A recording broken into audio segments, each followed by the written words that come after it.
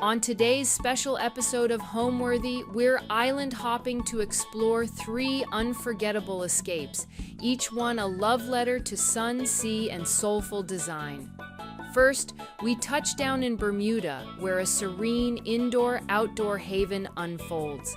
Then it's off to Bali, where bold colors, rattan textures, and ocean air infuse a laid-back retreat that feels equal parts spirited and soothing. Next, we land in Barbados, where we are welcomed into a colored, drenched, and airy retreat. And finally, we arrive in the Bahamas, where sunlight pours into a linen-draped sanctuary that feels effortless, elegant, and deeply lived in.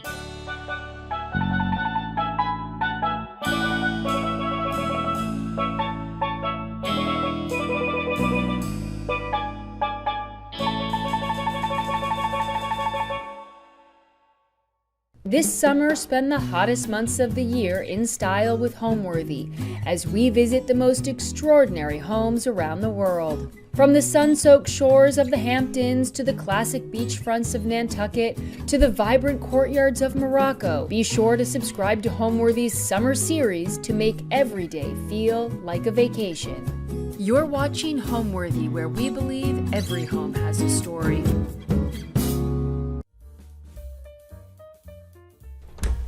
Hi, Homeworthy. I'm Georgia. This is Tilly. Welcome to our Bermuda home, and come right in.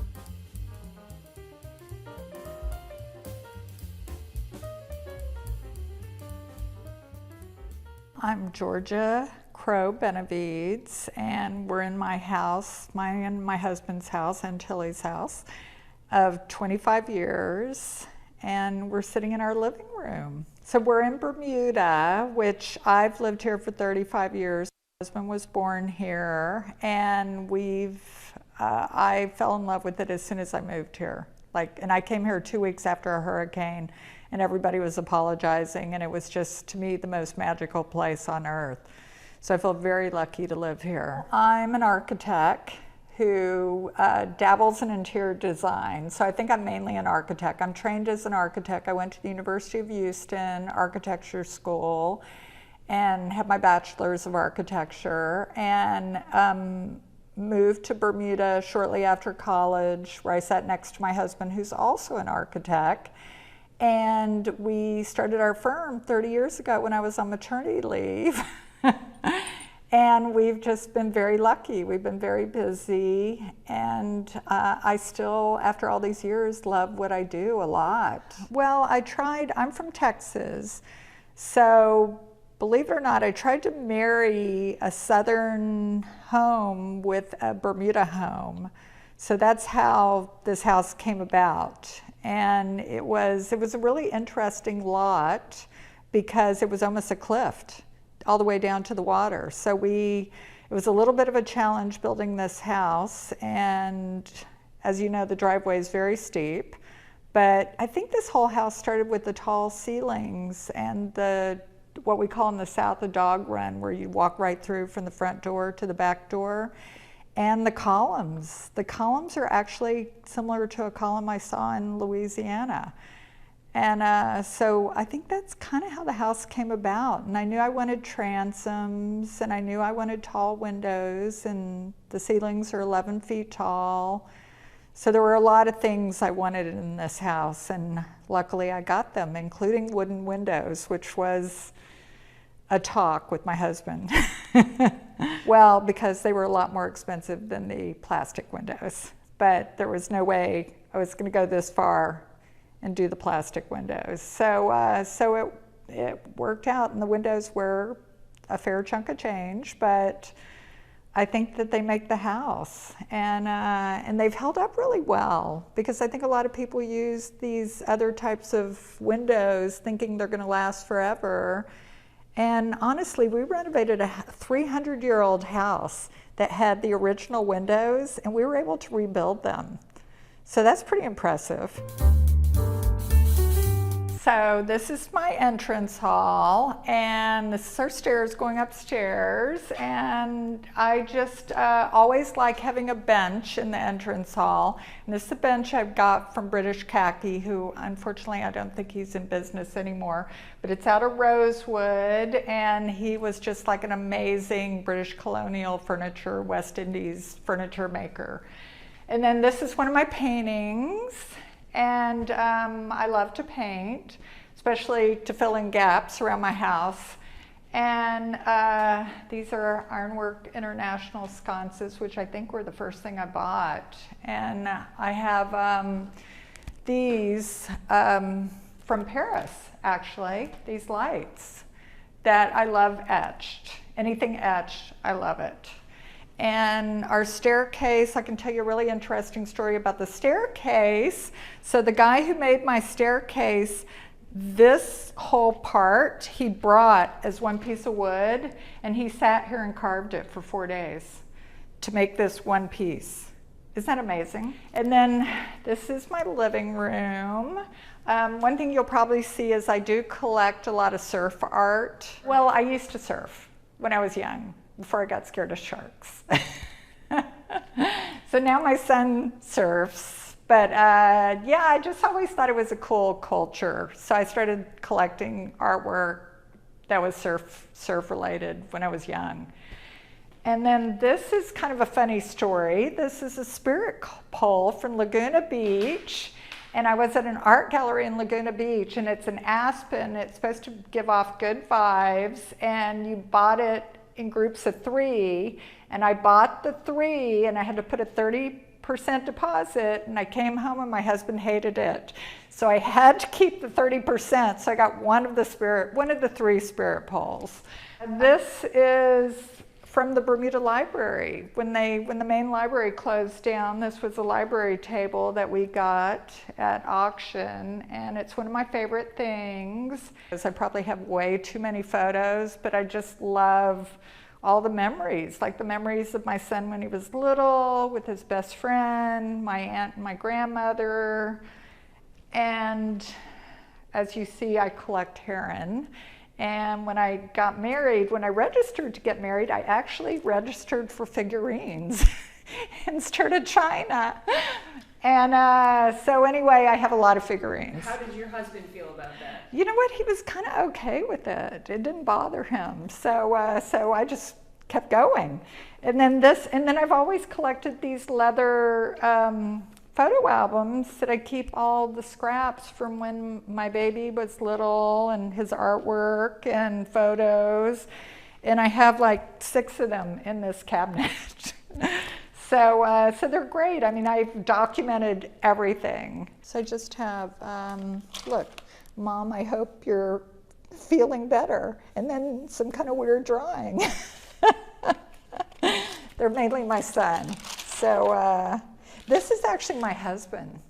Somebody gave this to me because my son and my husband had the same teacher, and they looked exactly alike. And he had this photo when they were the same age, and it was just funny. So I have everything. I mean, this is all his artwork. I have so much stuff in these photo albums, it's insane, and much more there. So I don't know what I'm gonna do when he gets married and starts having children. So this is bone inlay, which I love, and I always like having a few bone inlay pieces around because I just think it's so pretty. And this is from India, and then these are photos. My mother's Cuban, and these are photos of my grandparents in Cuba, and these are my grandparents on the beach in Cuba. So I love these photos of that time in their life when it was kind of glamorous, and Cuba was a whole different thing than it is now, even though it is still beautiful. We had to live here 5 years before I was allowed to buy this. And this is from a company called Exquisite Surfaces, and I designed it to fit the opening. I wanted a really big fireplace. And actually, when we moved in, our son was this tall, and I have the cutest picture, I couldn't put my fingers on it right now, of him and like his friends standing here in the fireplace. It was very cute. But so 5 years later, I got this, and it took 8 guys to carry this in and hang it on the wall. I'm not sure how it's hung on the wall, but I love it. We use it a lot in the winter. So I'll light a big fire in here, and you can see, and it works. It draws. So we got this 5 years after we moved in, and then my mother unfortunately passed away, and she had like so many baby cups for me and my brothers, and my brothers didn't want any of the baby cups, and I just thought they were the most amazing thing next to hair and figurines. And so I got, luckily, the guardianship of all the baby cups, which are sweet. Sometimes we'll have a dinner party and I'll put all the little flowers in the baby cups. But this is really pretty at Christmas because I light all the candles and I have my Christmas stockings and we'll put a big fire on. So it's a special fireplace. I love it. And the silver never stops. There might even be some silver hidden away places that's not on display. My mother also had all the sterling photo frames, which I've kept out and spent a lot of time cleaning. And this was my mother's Bombay chest. And my mother actually, this is the setup my mother had in her entrance hall in Houston. So she had this with that mirror.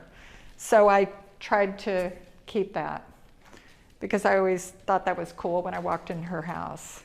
Unfortunately, when it came to Bermuda, the humidity kind of got to the Bombay chest, but I'm working on that. So this is a backgammon board that I actually had made on Dixie Highway in Palm Beach. There's a store called the Rattan Shop, which unfortunately, I think about a year ago, Rick died. So Rick made the tables and his girlfriend Charlene made the decoupage.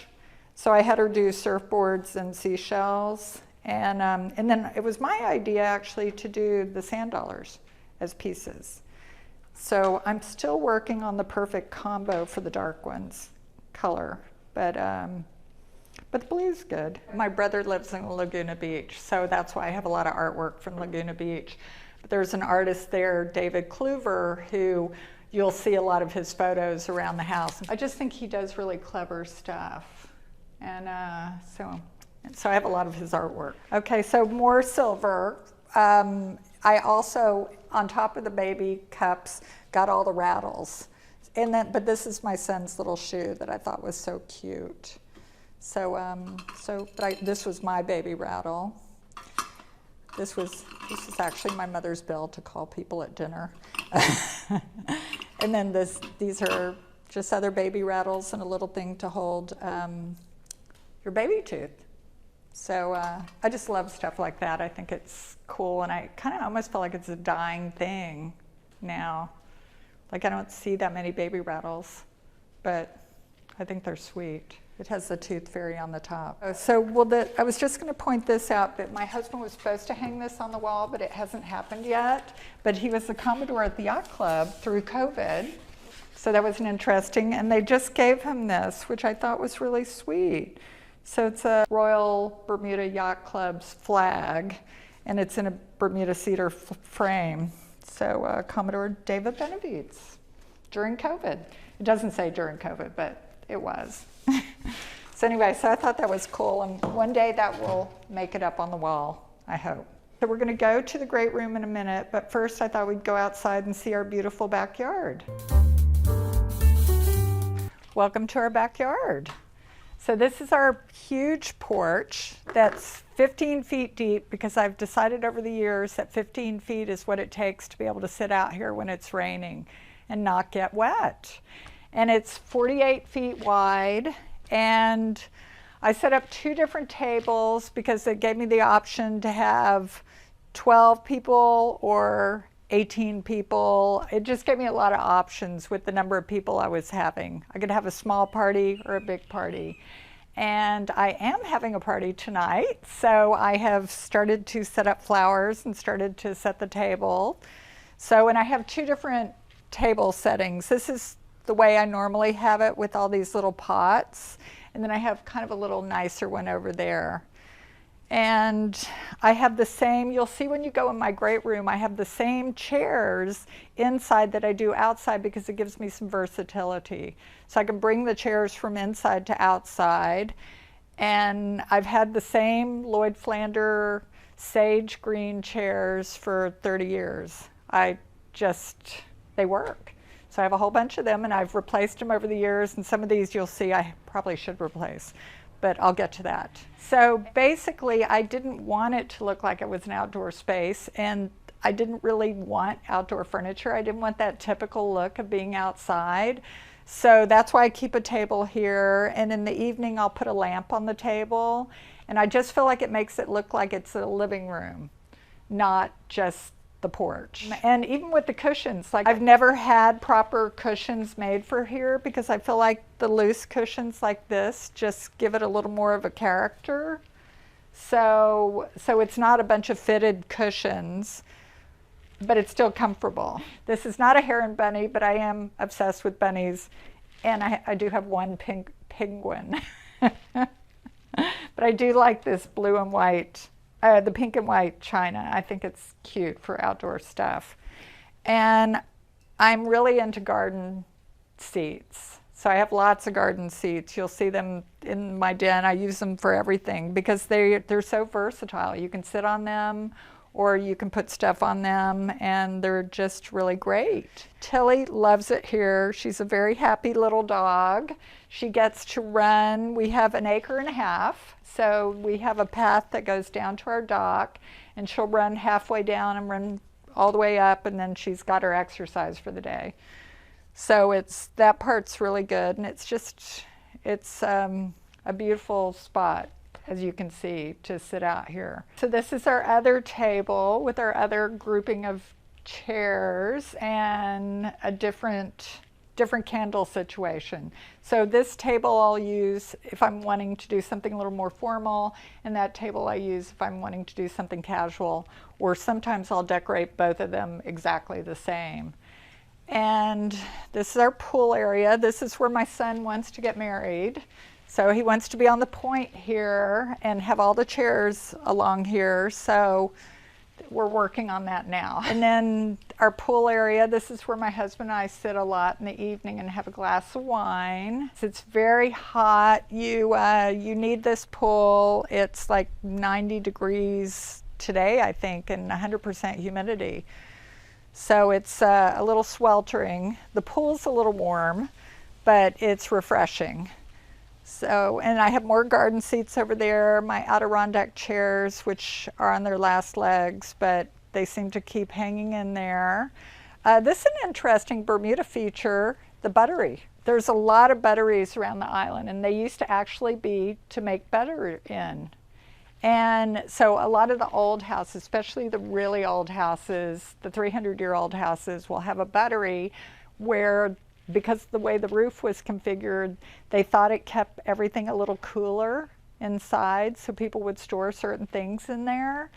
And that's a bell buttery. A lot of people don't do bell butteries, they do step butteries, but it's just a cool Bermuda detail. And this is the column I was talking about that I tried to copy a classic column I saw in New Orleans. And it was actually one of my first features of the house. Is I spent a long time getting the detail right on this column and that column up there. And I did want the 2-story porch because I wanted to have a whole second floor space that I could use for something. And we do use it for entertaining. And when we go into the great room, you'll see the window behind you, but you can see that from inside all opens up, so that if it's a pretty day and it's not humid, that whole den room is part of this room. So it's really great. So now I'm going to show you something really special. And we have a dock down here, and we have turtles. We just saw some turtles. And what we've done when we built these steps is we also put in what we're hoping is going to be a bee sanctuary and a butterfly sanctuary. So come on down to the dock. This is our dock. It's completely a work in progress, but we've just put the steps in. So now we're trying to clean it up and figure out how we want it to be. So we're going to try and straighten it up and figure out this coral, but it has a lot of cool things. That cove has a lot of turtles.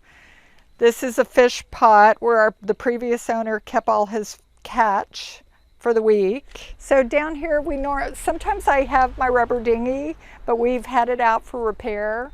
So that I keep here, and I can drive it. It's only 15 feet, so I can drive it by myself with the dog. And sometimes on a night like this, we'll go out to that island out there that has one of the most beautiful beaches in Bermuda. It takes like 3 minutes to get out to the island, and we'll just go swimming. Yesterday we saw an octopus. We saw 2 turtles yesterday. We saw 2 turtles today from up at our house. There's different kinds of fish. There's clownfish, bluefish. There's usually a ton of fish in here. There's coral, there's seahorses. We get a lot in this cove. This time of day, the sun's a little bit down, so you don't see the water as clearly, but in the middle of the day, you can see everything. And there's some amazing things in here. And I'm slowly I actually made contact with a guy who grows coral, and I'm trying to get him to put in a little coral field here, because I think that would be really cool. But because Harrington Sound's kind of protected, I think that's why we get so many great things in here. We don't have a lot of boat traffic. It's just a real beautiful body of water. So we bought this as a lot, and we were actually at a party on a hill right behind this. And I was standing next to a realtor, and I said, I really like this view. And he pointed at this lot that was full of boats. It was a boat storage. And it was all these different levels. And he said, that's for sale. And we bought it literally 2 days later. And then we started with how it was going to be. And I knew I wanted kind of a Georgian type house, because Bermuda is a British colony and it's very British colonial. So that was part of what I was looking for, and I just wanted a little kind of slightly grand house that was southern. And anyway, it's been a labor of love. So we're in our kitchen now, which we actually just had repainted about right before COVID.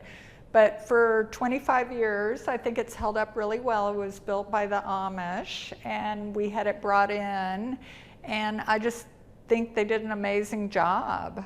It's just really like there was no need to replace it. It was in such good shape. So it's definitely a piece of furniture, a great piece of furniture. We did a cherry butcher block countertop, which we had refinished at the same time, and it just came up beautiful. So for a week, I wouldn't let anyone touch it. And our floors are Ipe throughout the house. And we have, this is something, I'm not going to show it to you because it's a mess, but I have like a little coffee station in here. Then I keep my china up here, but most of my upper cabinets are glass because I just like that look. So I figure you might as well see the china even though I have it messy. I should have taken out some of that stuff, but it's fine. And this is just a little vignette I did. I always like having fresh citrus in the house. I have honey every day. We have a local honey person who does amazing honey. So I try and put a teaspoon of that in something every single day. It's just wonderful.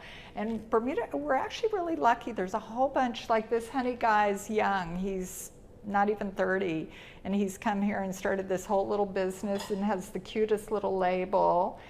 And we have so many young people moving here doing so many amazing things. So I feel happy that there's an influx of Bermudians coming back and starting creative little businesses.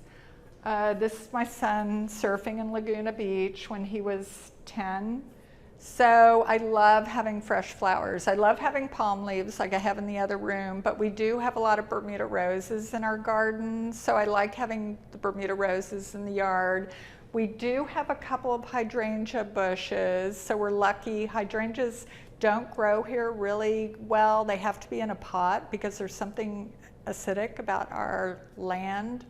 But if you put them in a pot, we have 2 by the front door, and they're just one of my favorite flowers. But I love the Bermuda rose. I have more heron. I made a little bar for our dinner party tonight with, there's a Bermuda Gin Company, which is one of those young people who've moved back to the island. Gosling's rum has become worldwide renowned, but that's a Bermuda-based company. So I thought that was cool. I could not find a Bermuda-based tequila, but I think that's some kind of copyright thing with Mexico. These are this is my son and his best friend.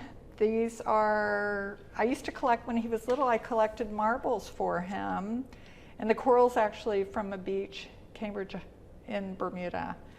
So I have a ton of marbles, but those are my favorites. More heron. Me and my husband when we were in our 20s. We look so young. My son again in Laguna Beach. So again, I really like having some bone inlay in every room, even if it's just one piece. And so here you'll see in our master, here I have these Robert Kine chairs that I love. These are more of the Lloyd Flanders chairs that I have outside, which is, I think that is one of the best things I've ever done, is have all the chairs matching. It just makes it so versatile. You can take the chairs outside, like I can rent another table the size of those 2 outside and have like a huge dinner party across the whole porch, which I've done. And with all the surf collecting, another thing I have whenever we move somewhere is I always have a surfboard. I like having a surfboard in the room. I think it's just kind of part of the whole thing with the surf culture. So I thought that was a pretty color. And I bought that in the States, and it just kind of sits there. It doesn't have to go to work.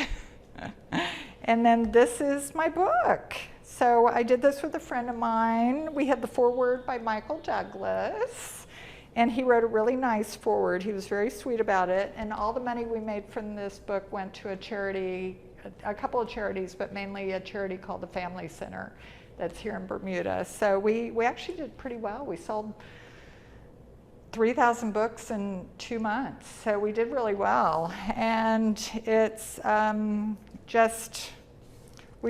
there wasn't really a book like this in Bermuda, so we just like tried to do, like this is what we do every weekend. We do raft ups.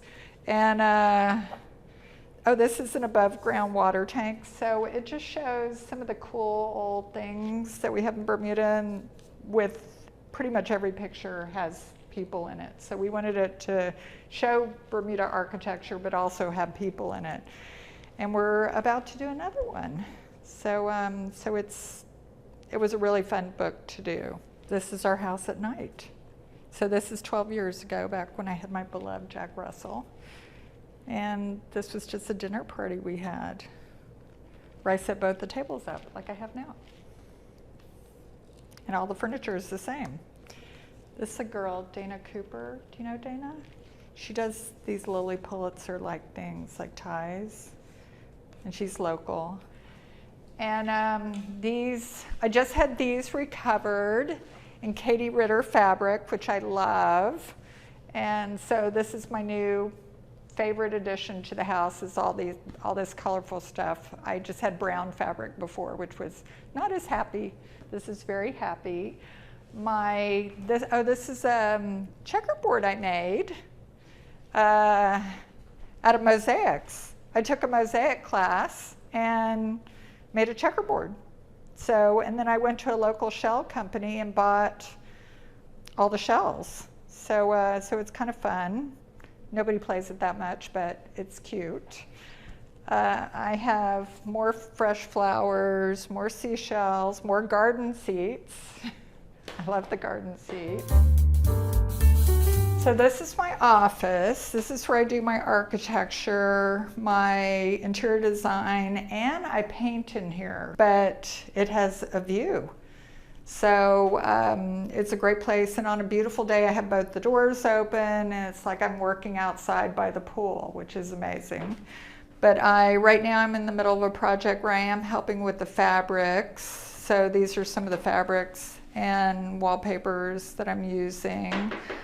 I am always cutting things and doing different things, and I'm really into terrazzo these days. These paintings the paintings just don't really go anywhere. They just pile up. Because I do paint quite a bit, so hopefully my son will want them. You know, it's kind of funny because I think it's just really bits and bobs. I don't think there's one style here. I think it's very eclectic, and I think it's mainly things that I've just found over the years that I really like, and I'm lucky they go together because they wouldn't normally, I think, go together. So, and the colors, everybody has, I mean, our home, we kind of went for that gray look with dark green shutters, but that's a standard Bermuda color. White's a big color.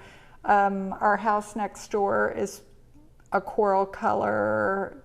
2 doors down, there's a pink house. We try and stay clear of purple, but some people do purple. There's a lot of blue houses. I mean, there's every color. It's a very colorful island, and when you look out over like a hill or something and see all the different color houses, it's really special. So now I'm going to show you a terrace that we didn't really have to build, but I really wanted to build it. And it's funny, even though we don't keep furniture on it, it serves multiple uses. So when my son was little, we used it for a sleeping porch, and kids would have campouts here.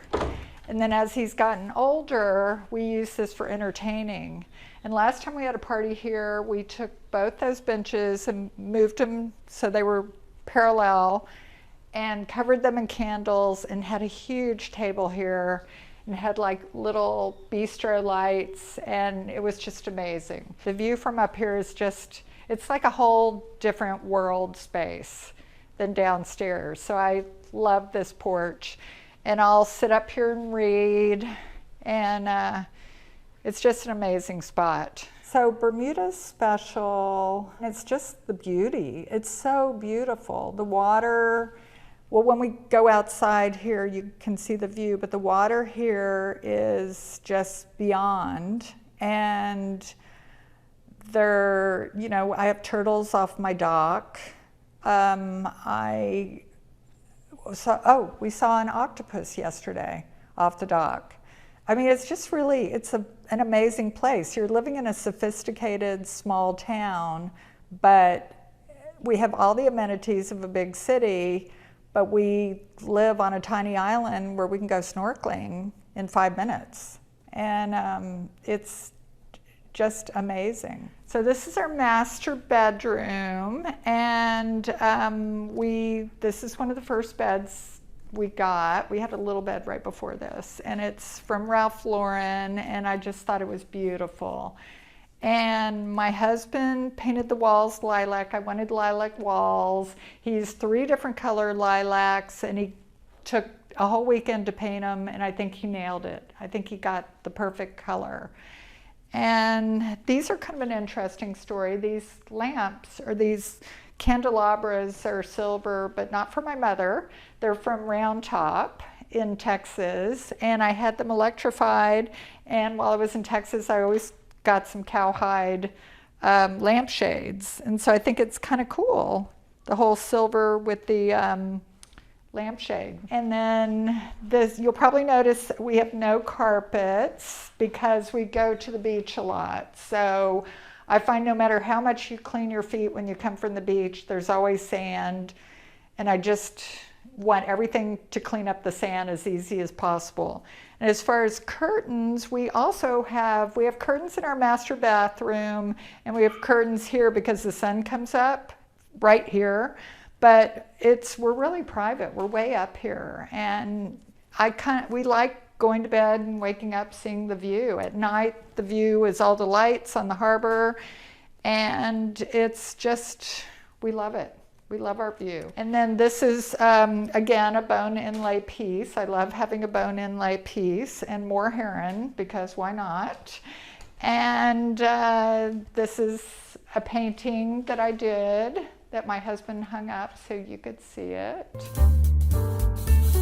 So this is our master bathroom, and It was modeled after a Chinese restaurant that used to be in New York called Chin Chin's that we loved because it had this dark molding all the way around the room, and then it had photographs all above the dark molding. So we made that into a bathroom. I added little bits and bobs, like this is a mess you're not going to see in there, but it's 2 feet deep, but it doesn't come into the room. So it goes into our closet, which is on the other side, and the same with the drawers.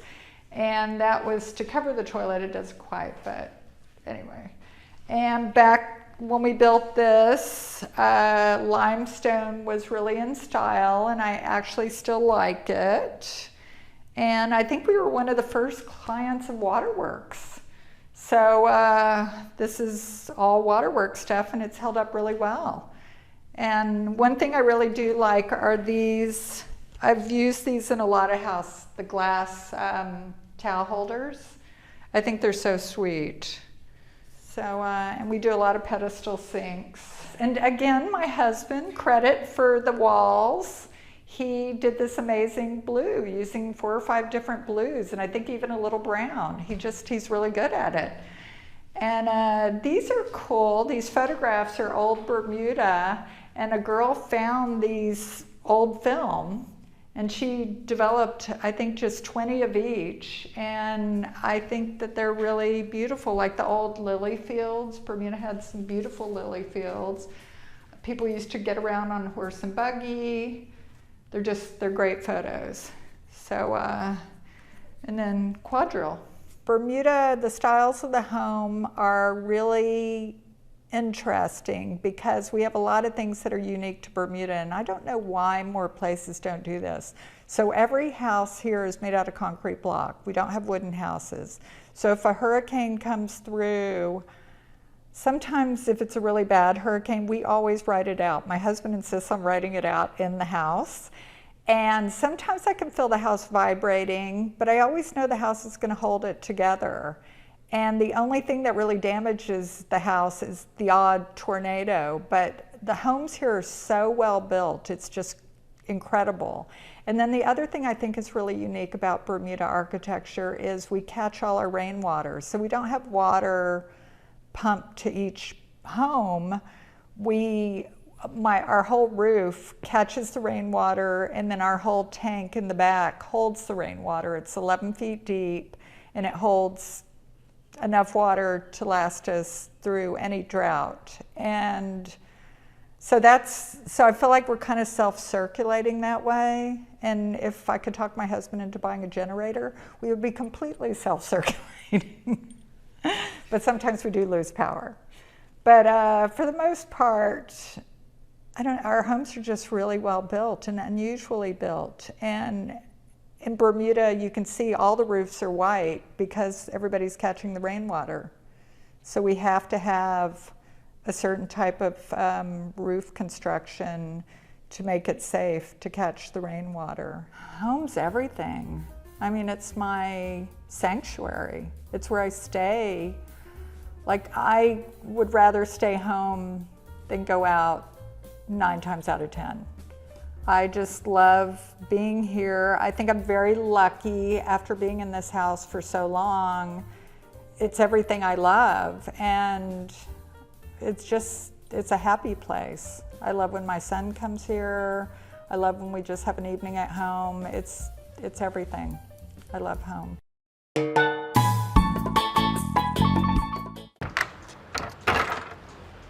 Hello, Homeworthy. Welcome to Bali. Come take a look around.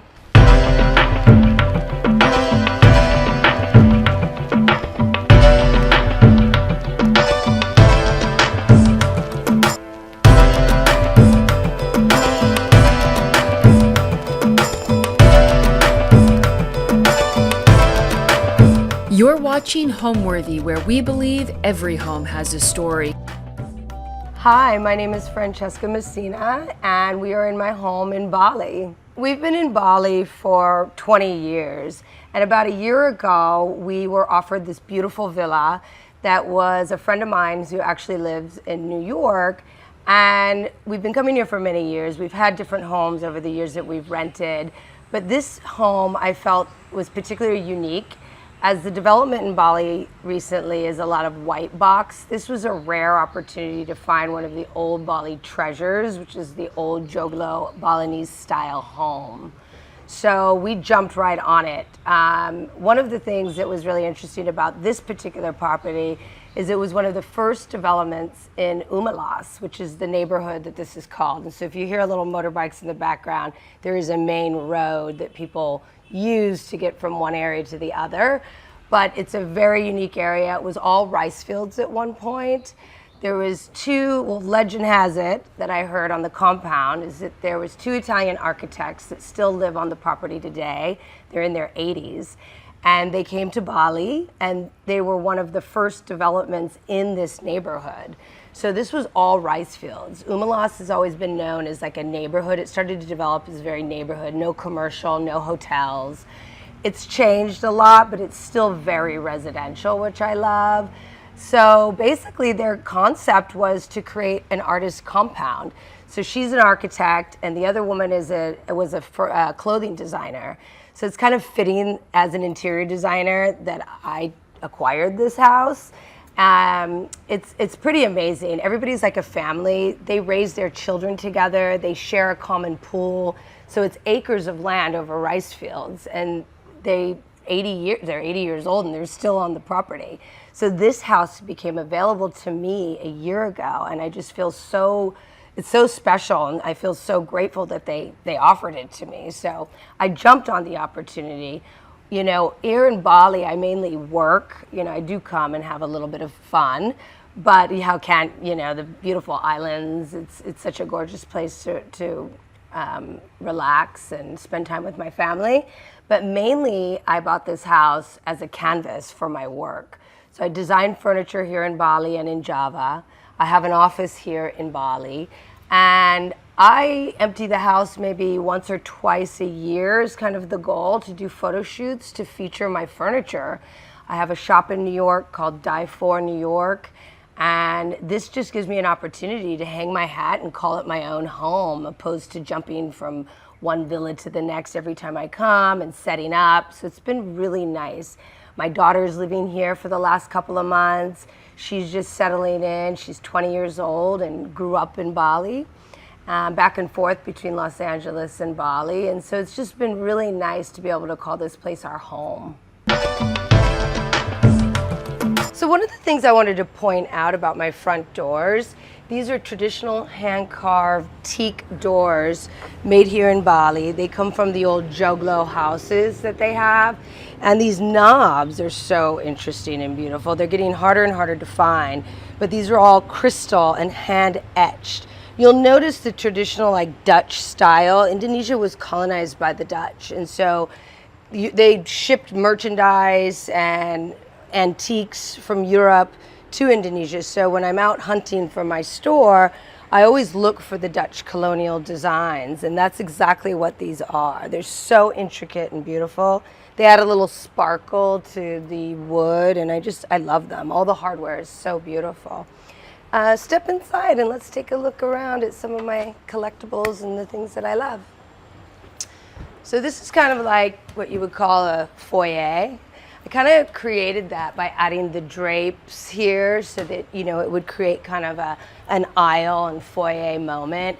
I drop my keys, I drop my bags for the beach, and then you walk in, and this is just sort of like the entrance of the home.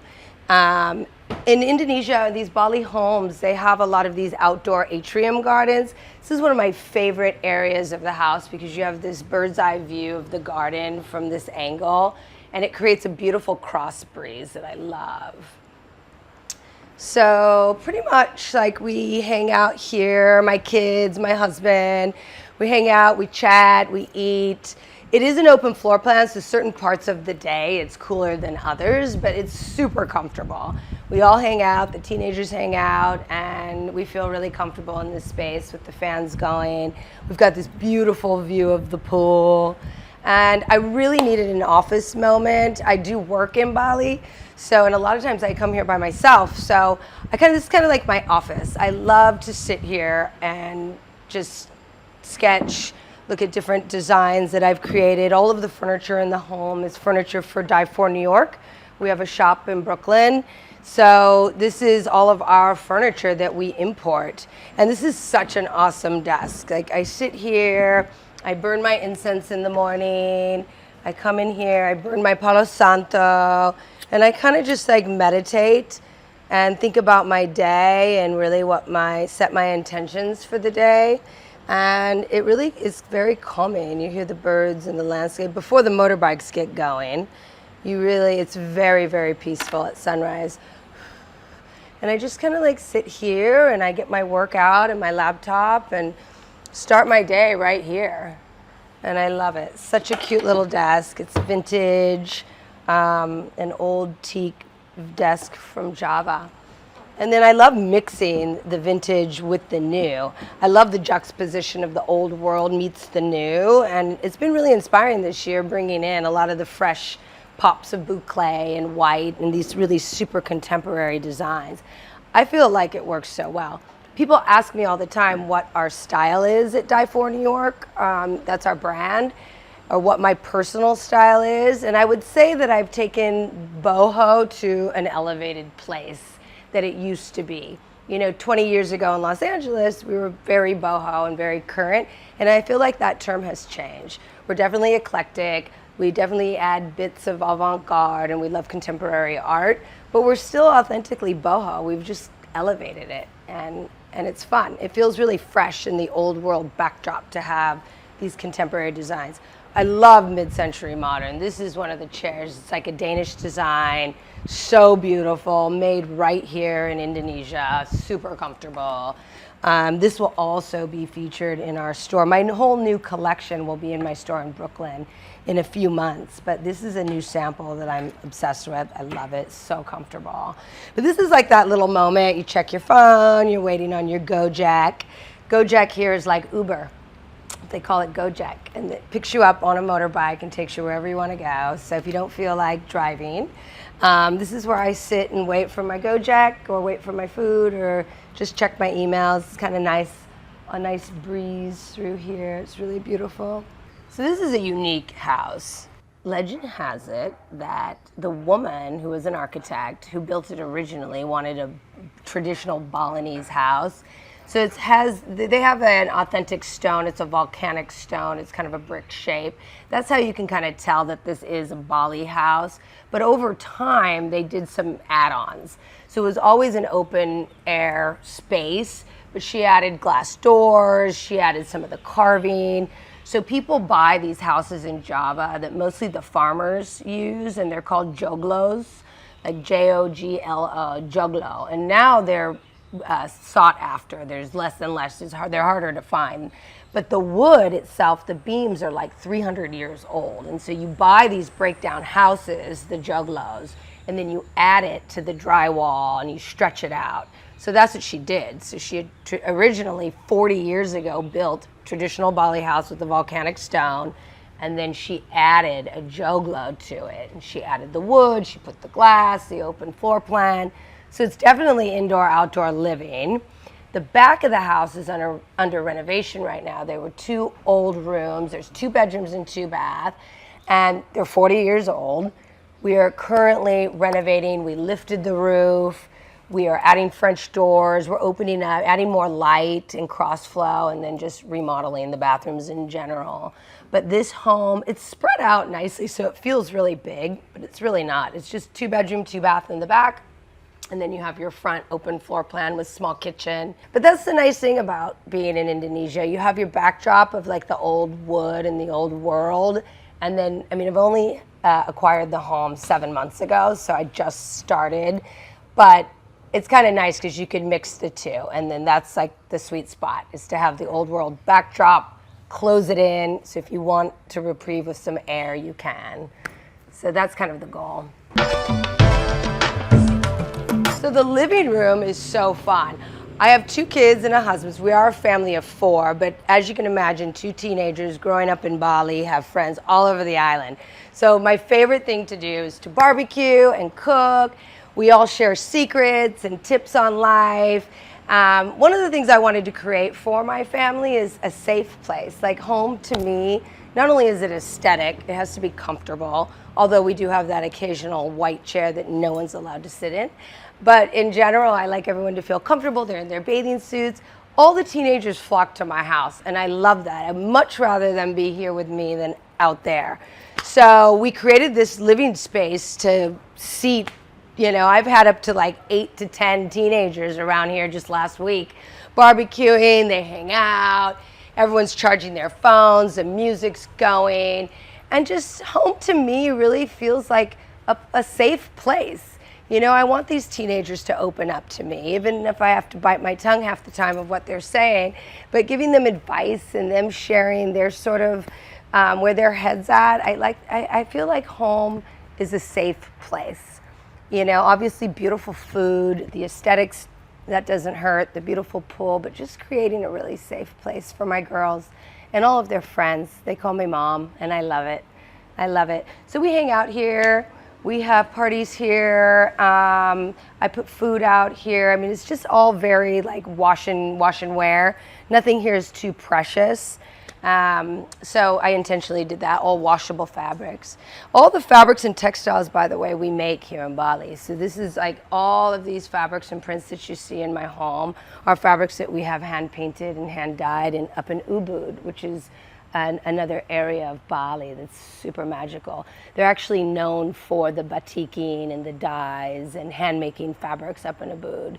Certain regions of Bali are known for different things. Like also up in Ubud, they do a lot of the hand carving. They do the textiles. Then down here in Seminyak and this area, it's more of the wood. So you have to go around and source, but this is something that was made up in Ubud, all hand painted.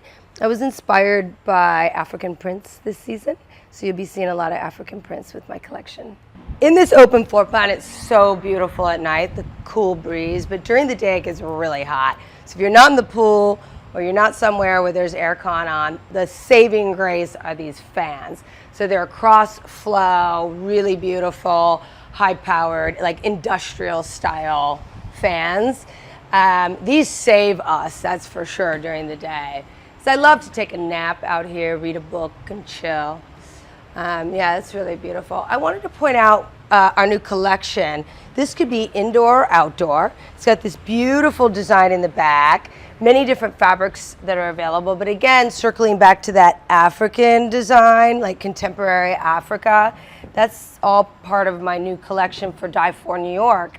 And I'm really proud of this chair. It's one of the first samples. There's a sofa and more to come.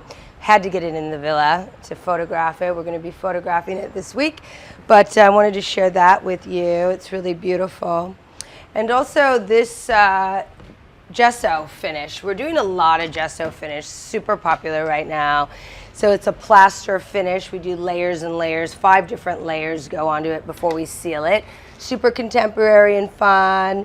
You know, I use my home as a canvas and a backdrop for all of the artists that I buy from. This is a local artist, painter that we love. Everything's featured here are from local artisans. Every time I come to Bali, one of the things that I love to do is go sourcing. So I jump on my motorbike, I go all around, I know where all the furniture art districts are. And this trip, just last week, I met this beautiful French woman and I saw the studio. Her logo was intriguing, so I pulled in and I go into this showroom and I'm finding these huge, large-scale terracotta sculptures.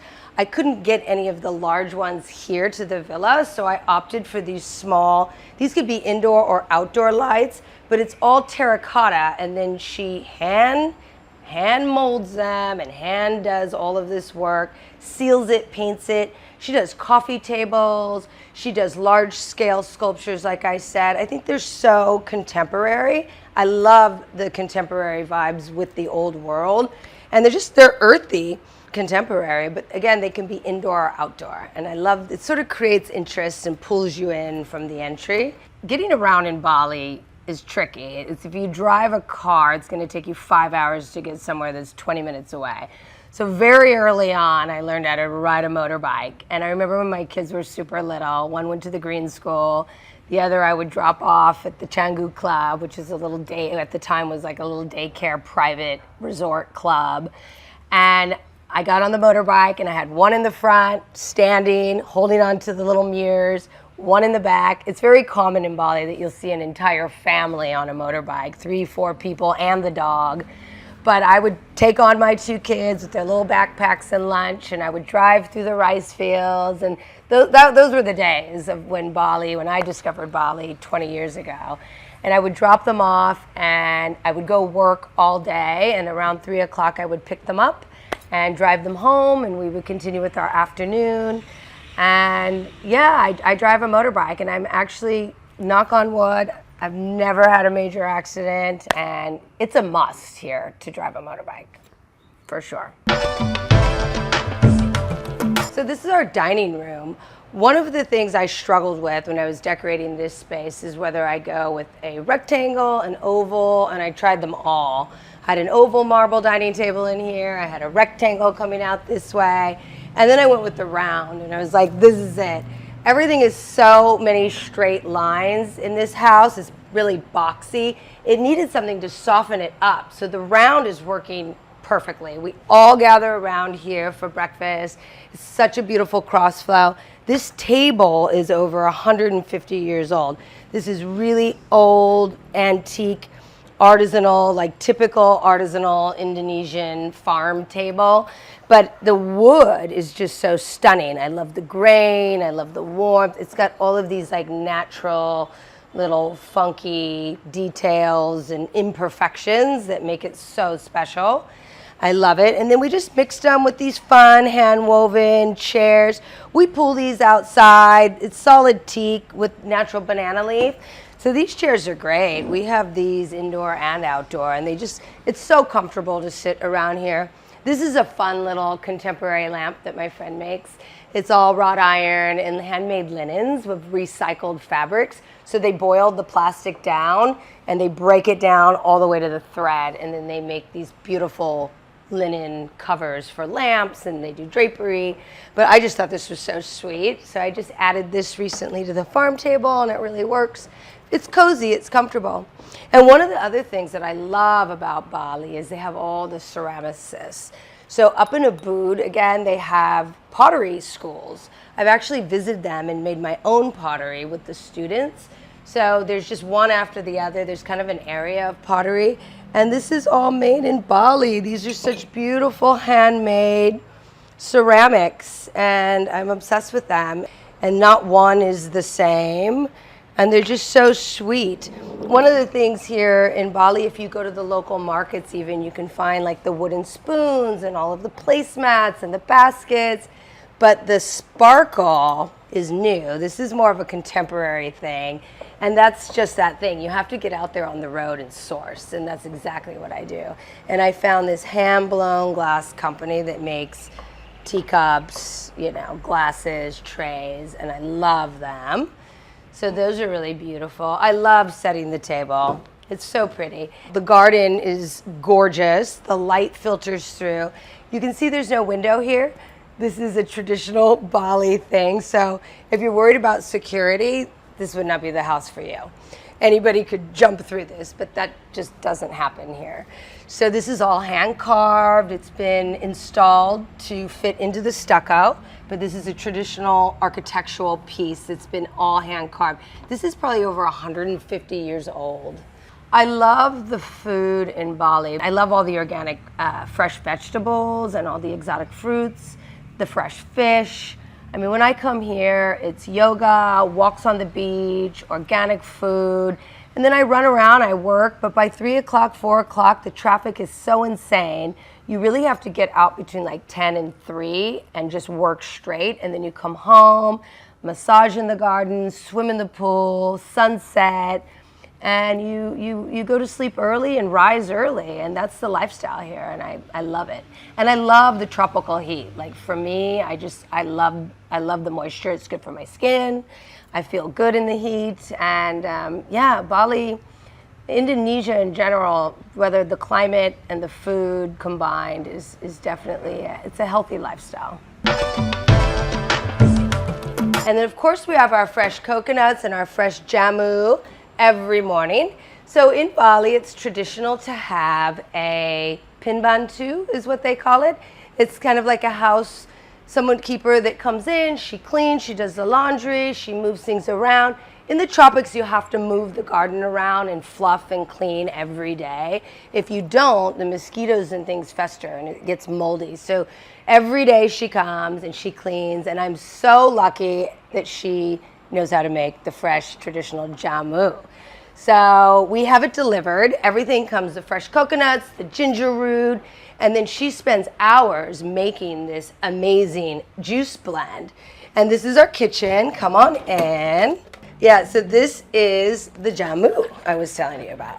So this has black pepper, orange rind, lemon, turmeric, and I think that's it. Yeah. Oh, and a little bit of honey, natural honey. And it's dark and milky, and it's so beautiful. So we join, she comes in the morning really early. She cuts all the coconuts, and she pours out the coconuts in these big fresh jars. She slices up the lemon and the ginger root. I love cooking with her because she preps everything for me. She washes all the herbs, she gets everything ready, and then we mostly cook outside. This is an old Bali kitchen. Someday I will renovate it, but for now I feel like it's really charming. It's kind of country, and it's just, no fuss type of thing, and it was original. This has been here for 40 years. So at some point we will renovate, but for now I think it's charming and it works. But this jamu, if you ever visit Indonesia, specifically Bali, you have to order some jamu from a local market. They even sell it off the motorbikes, like in the back of the bike. The guy will sell you a shot for 25 cents. I drink 1 jug a day. It's so good for your bones and blood circulation, and it's just delicious. It's a little bit spicy. I love it. So this is my cute little kitchen. Again, these Indonesian doors. We love these. We shut them at night because the little kitty cats like to come in and creep around and jump on my counters. There's about 5 cats in the area, but they're so aggressive. So I shut these every night. This is kind of like your lock mechanism in Bali. I've got to show you this because it's a joke. The first time I came here, I'm like, seriously, this is our security? So you just turn this little Dutch colonial handle there. Just give it a little boop, and that's your lock. So, ta-da, easy. It's suggestive, I like to say. Everything in Bali, even the street when you're driving or the doors for security, everything's just like a suggestion. Bali, Indonesia, so there's many different islands on the archipelago of Indonesia, and Bali is one particular island that's become very popular in the last 10 years. But 20 years ago, when my friend introduced me to Bali, I was on the search for textiles. I made luxury linens and silks, and she invited me. She was actually a film producer, and she said, come check out Bali, you're gonna love it. So I had no idea where it was. I really hadn't spent any time at all in Southeast Asia. I think I had been to China once, but I really didn't know what it was about. And so I came to the island, and I was just in awe over all the organic food, the spirituality. Bali's known as the island of the gods, and it really does either welcome you or you have a bad experience here. That's what I have found over the last 20 years that I've been here. And it really welcomed me with open arms. I mean, the culture is amazing. The island Bali in particular is Hindu, but Indonesia is primarily Muslim. So there is a mix of Muslim and Hindu and Christian, and it's a melting pot now, it's become. But traditionally, Bali is a Hindu culture. And it's just a really special place. There's a lot of expats that have come and developed the island a little too much now at this point, but there's still places to reprieve and beautiful islands.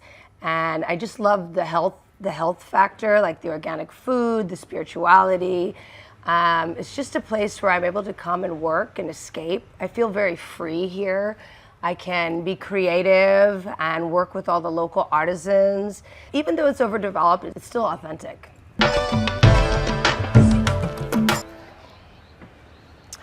Welcome to our outdoor area. This is like our outdoor living room, extension to the main living room outside. The best time to sit out here is in the evening, like right before sunset. We all chill out around here. You've got the pool. It's so comfortable. This sofa, I've fallen asleep on this sofa. Like I read out here, I lay out here. I just love it. You can look at the house, you can look at the pool, and it seats 4 or 5 people comfortably. This is one of my favorite areas to lounge in the house. It's great. And all this furniture we actually manufacture here in Indonesia. It's all weather. It's so beautiful. It could be indoor or outdoor, but it's made to last a lifetime of outdoor. This is a beautiful collection that I make here in Java, actually. This is a cute little area. Let me show you this area. I love sitting here having tea in the afternoon. We hang out. Nice. Again, this area has a nice cool breeze. I love sitting here. It's private. You can meditate. Sit here and you've got the breeze coming from both angles. This is such a beautiful view of the house and the garden. I love this area. So this is really cute. Let me show you the pool area. So when we dine, we hang out outside here. This kind of like rolls around to the back. These little stepping stones. Got all the beautiful flowers.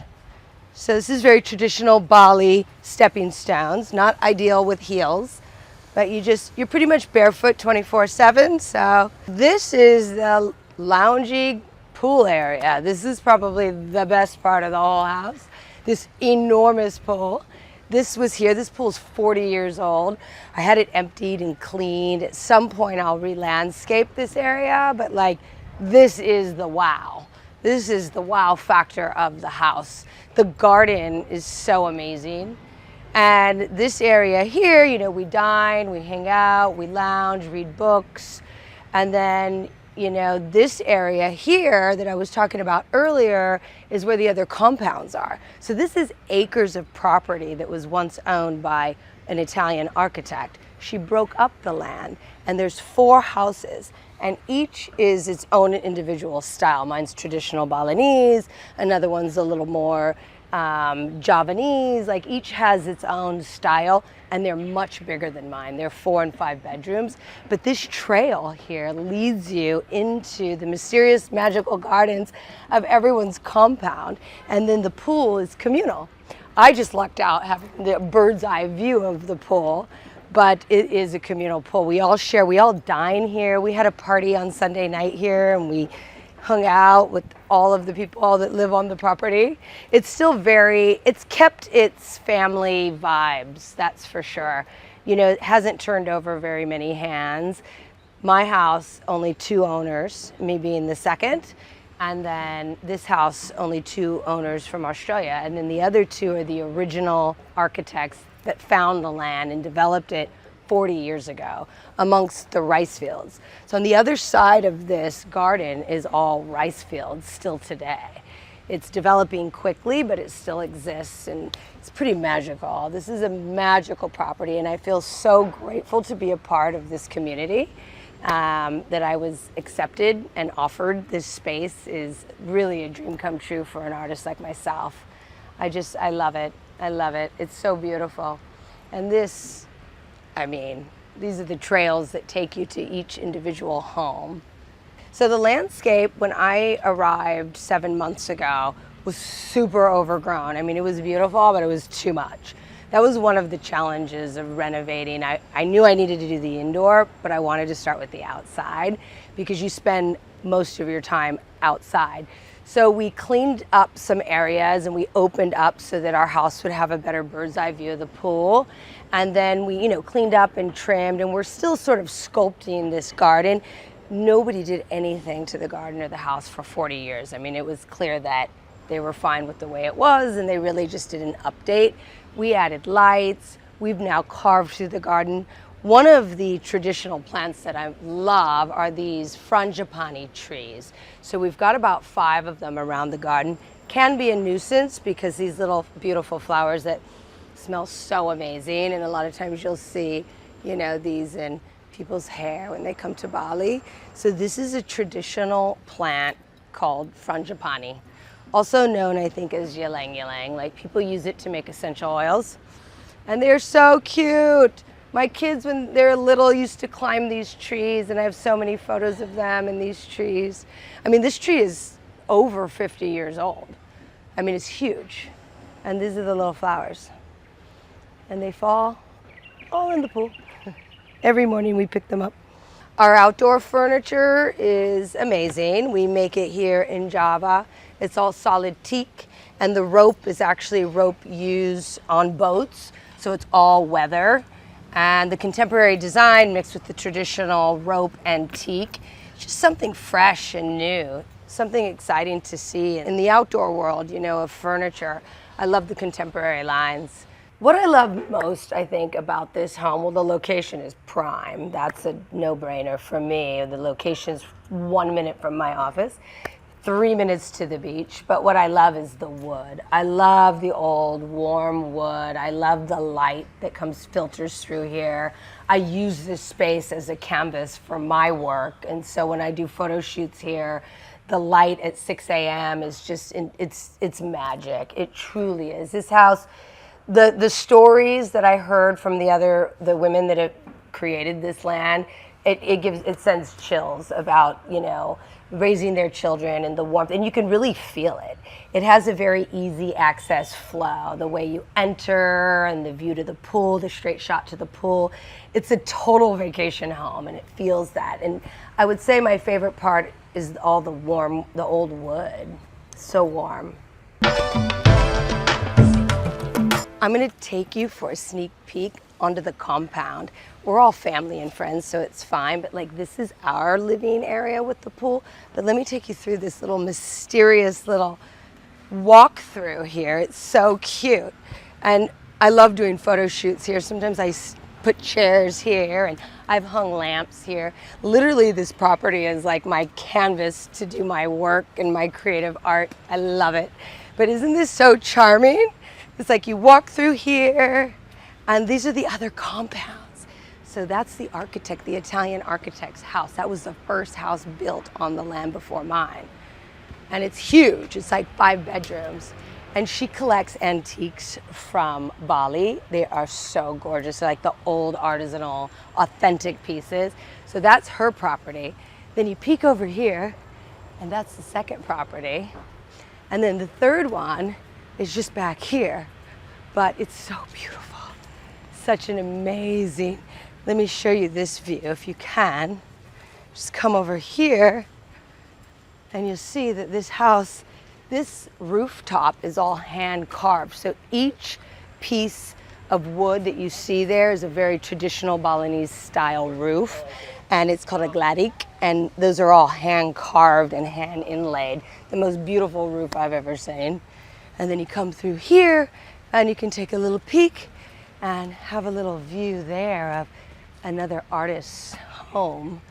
So this is the original architect's home, the Italian, the woman that I told you about earlier that found the land over 40 years ago, that still lives here. She's got such an incredible eye. Her antiques, you can't even find these anymore. She's so cool. And then back to our property, which is here.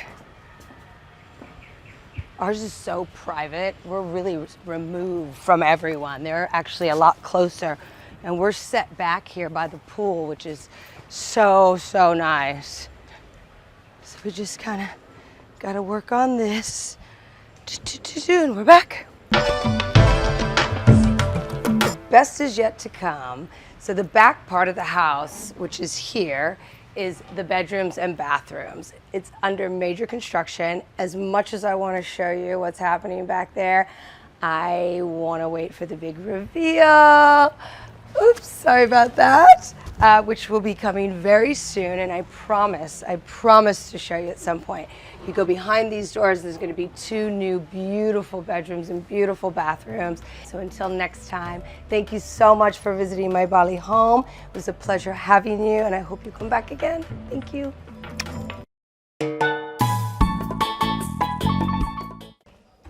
Homeworthy, you're here. Welcome to Cuba Libre. Welcome to Barbados. Come on in.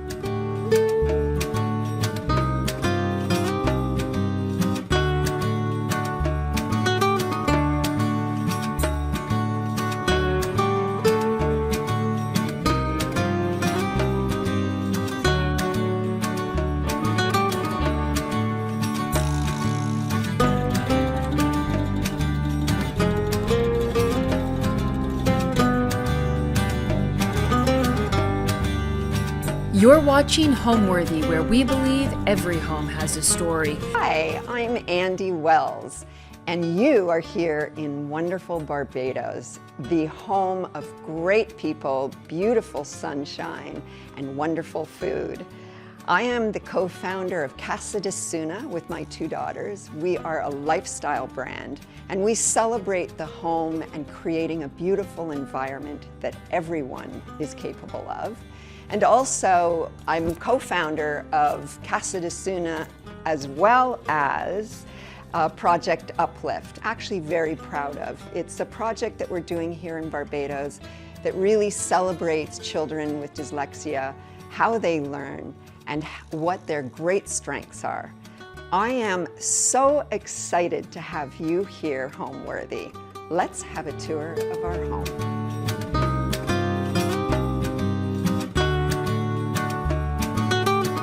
This is the entry, one of the most important places in the house, and it gives people sort of the first impression and the vibe.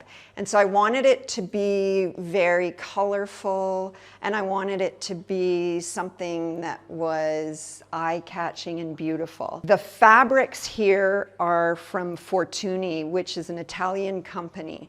It's hand-blocked, beautiful fabrics, and they're comfy and cozy, and they're subtle and soft. So I really love the feel that this gives as you come into the front entrance. It's relaxing, it's pretty. You can sit down and just sort of enjoy this environment. You're waiting for someone, or you just want to hang before you head out the door. And this is really a nice, easy, comfy place to sit and check out things that are around the house. This artist I absolutely adore. Her name is Christine Chiateau, and she is a French lady who living here in Barbados. Her husband was actually the French consulate, and he's a wonderful guy. And I saw her work at a restaurant called Lancaster House here in Barbados. And the guy that owns Lancaster House was just hilarious. He was a real character and hugely gifted, very artistic. And his home was just absolutely full of gorgeous art. And I saw this wonderful painting and said, "Who's that?" And so I love monkeys. You're going to find that as you go through the house. And so I thought she was wonderful, and she's got a monkey on her shoulder, and she's just sort of taking in the environment and looking very much like she's part of Barbados. So I really loved this painting and thought that it worked really well in this entrance. And then come with me and I'll show you down here. I decorated the table with a piece of gorgeous coral. I love coral, and I think it really depicts Barbados. And then, of course, orchids are an absolute favorite of mine as well. Very subtle and beautiful. And then this work actually is from my mother, who's an artist. And I remember when I was a little girl, she used to paint paintings like this, and she did tapestries. And she used to sit at night and paint every dot, and the patience and the time that she put into her work was really amazing. And It's joyful. Now, this is out of scripture. She's a liturgical artist. She was put in a book. They did a book on liturgical artists, and she was one of the top 10 liturgical artists in Canada. Her paintings are joyful, full of color, just like she is. And it really worked in this space. So I think that it's fun and eclectic, and I just love having a part of her here with me. These are amazing. I have a little backstory to this. I really wanted a monkey. I thought when I moved to Barbados, I'm gonna get a monkey. And so I hatched this plan to sort of talk my husband into getting a monkey, which was met with a hard no. So I had to compromise. So I commissioned Heather Dawn Scott, and she's one of my favorite artists, to create a jungle with monkeys doing what monkeys do. And so she created this gorgeous panel, and I wanted it sort of to feel like you were outside looking out a window and seeing monkeys. And if you look at this, you'll see what's in a jungle in Barbados. You'll see little butterflies and hummingbirds and little beetles and little geckos and mummy monkeys doing what mummy monkeys do, feeding their child, their babies, and eating, and all the fruits that are in Barbados. And so I helped to inspire her, I think, I've been told, to create these gorgeous panels that really feel like you're right in Barbados. I did the same here, and in fact, I was up on a ladder with her. We laid them out down there, and then I was up on a ladder with her painting myself. So I'm part of this whole glorious effort. But they're stunning. I love them, and they make huge conversational pieces, and everybody loves them. They're really, to me, they really depict this beautiful island. She then told me that I really inspired her, and so if you look downstairs here, you'll see how she evolved with this painting. And I have to say, Heather was a little sneaky because she knew that I would love this, and I just had to have it. So you can see how she's added more flowers and birds, and so it's really developed from what we started here. So I'm pretty thrilled to have been a part of her journey in creating these gorgeous pieces. This is another piece of hers. This was the first painting where I met Heather. I call her Miss Pearl. And she was in a jungle, and I was inspired by it. And I just love her. She's happy. She's getting lovely bananas and carrying them to market. I have these imaginations with my paintings, and I just love her. She's a wonderful lady working in the gardens and jungles in Barbados, and I just think she's gorgeous. So Cassidus I'm so excited about. Was born in COVID, believe it or not. As much as everything else was born in COVID, so was Cassidus.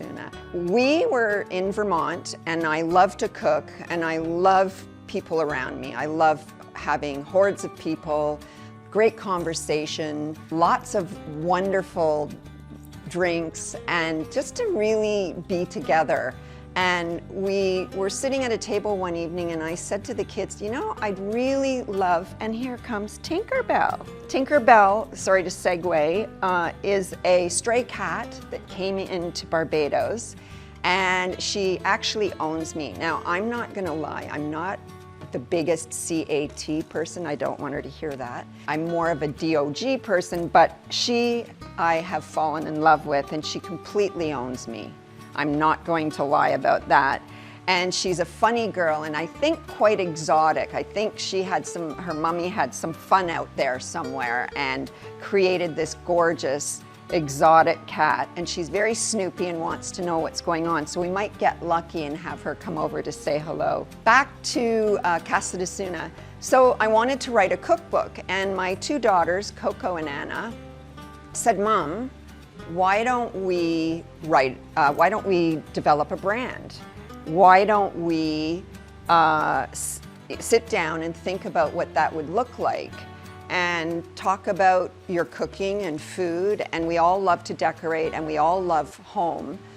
And so they said, let's do it together. So at that point, Casa de Suna was born. We hired a wonderful company in California called Nice People, and we got to work. We designed and developed our website, which is really, I'm not gonna lie about this, it's really beautiful. And we wanted to have affordable luxury. We wanted people to love themselves enough to get into the kitchen and cook.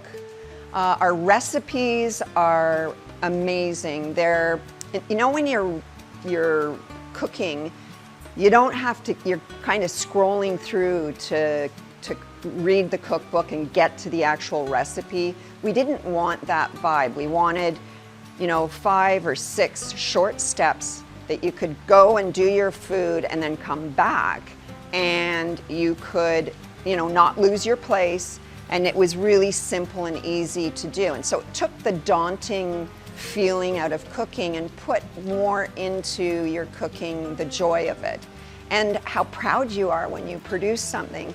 And then we decided to do a curated shop, so you could shop our articles. We interview wonderful people. We are you know, stuff on health, stuff on wellness. Anna has a health and wellness certification. Coco is very artsy, has been trained in the art world.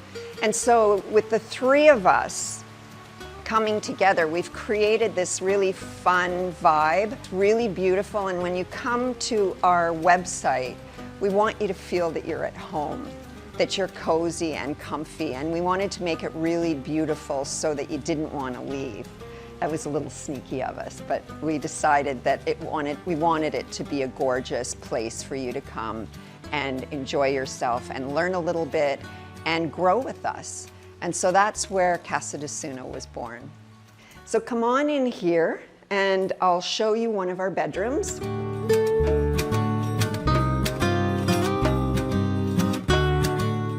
So again, our monkey theme continues. This is another piece of Heather's work. And then we just sort of made this very garden jungle vibe sort of effort here. And we just love them. They're happy and cheerful and bright and make a very quiet space a little bit alive. So come through here. So what I love about these rooms, I made them as peaceful as I could. Fortuny fabric, again, it's glorious. But I said to Heather, let's create a garden here in Barbados in this room. Let's make this the garden room. And so I told her that I wanted lots of flowers that actually grow here in Barbados. Isn't this gorgeous? I mean, it's just divine. It's got all sorts of the colors of Barbados flowers. It's got the hummingbirds and things that go on in a garden. And I just loved it. I thought it was beautiful. And I said, this is perfect. Let's pan around here and feel like we've got these gorgeous views of the gardens. Let's go across here and do another flower garden so that it was a continuum in a garden, and then it went out into the actual garden here in Barbados. So I made it feel like you were sleeping at night in a garden, and you could open your doors and continue living in this garden. And part of what was needed in the garden were these parrots. And she brought those in, and I fell in love with them. And so the parrots live here in the garden as well. So you get a real sense of living in Barbados in this room, I feel. And it's cozy and it's comfy and it's very simple, but we really love it. I love the effect that it's made. So we call this the pink room for obvious reasons. And it's sort of how we identify where people go when they come to visit us. So let's go. We're going to go into the blue room. Come with me.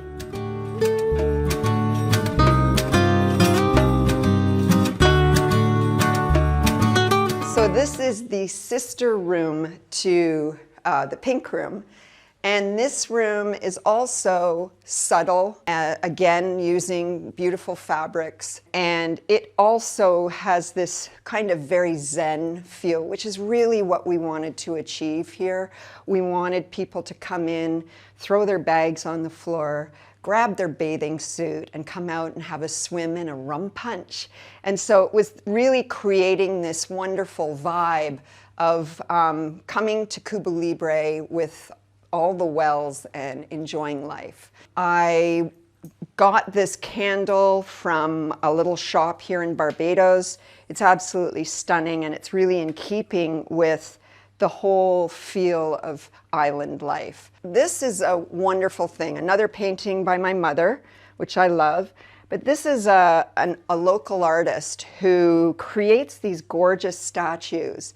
And they're just brilliant. I absolutely adore them. They're in their Sunday best, and just there's a whole story behind creating these beautiful statues of wonderful, beautiful women. And I thought to myself, I'm going to pick up a few, celebrate them, and they are just perfect here. And so when people come to the island, you get a sense of being in the island, and that was important to me. When you're living up north or wherever else you are in the world, there is a real romance about living in Barbados, and I wanted to bring a little of that into each room.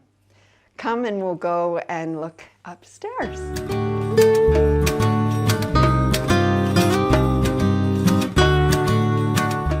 So let's go upstairs. You can take a look out the window and see all of the plants and the things that we have growing. We have over 40 fruit trees here in Barbados that my husband, the green, has grown. I've grown a couple, but he's really the joy and the, I guess I would call it, masterman behind all of this. But if you look out in the garden, you get a real sense of the Caribbean. And that's really what we wanted to produce here with this garden. I'm going to bring you upstairs. So we're up on the second level. I have a great story about this painting. We were married on the beach here in Barbados, my husband and I. And just as we said I do, these turtles hatched and were swimming into the ocean. And so we absolutely had to have them in this painting, which Catherine did. And I just think she did a wonderful job at sort of putting into an album, if you will, or a memory, just a still shot of that moment. And I love this painting. I think it's just wonderful. And actually, the Caribbean Sea is this color. So it's pretty beautiful. So I've completely immersed myself into the way of life here in the Caribbean. The Bajans are wonderful people. They're soulful and fun. Everybody loves a good rum punch. They're really great with people, with tourists.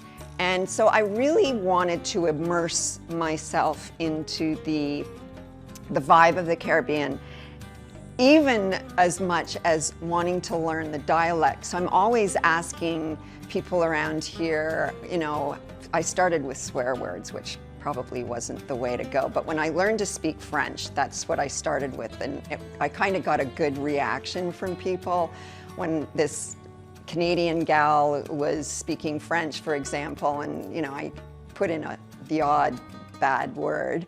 And I kind of learn languages that way, as odd as it may sound. And I did that here in Barbados.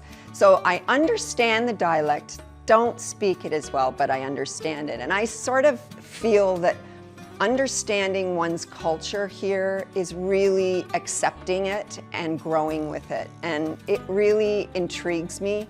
And so yes, I did do that. And even with the clothes that I wear now, this is a linen dress, it's flowy, it's Barbados, it's Caribbean.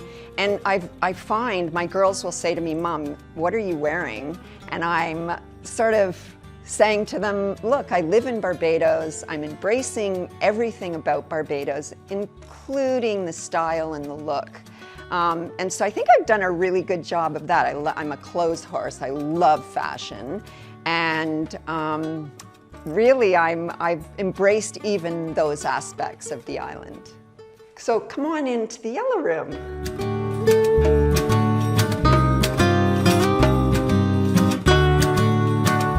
Very zen, very soft colors, very Caribbean vibe. I purchased another painting here by Heather, and this is depicts Barbadians in the markets, getting things ready for market, and the colors are beautiful.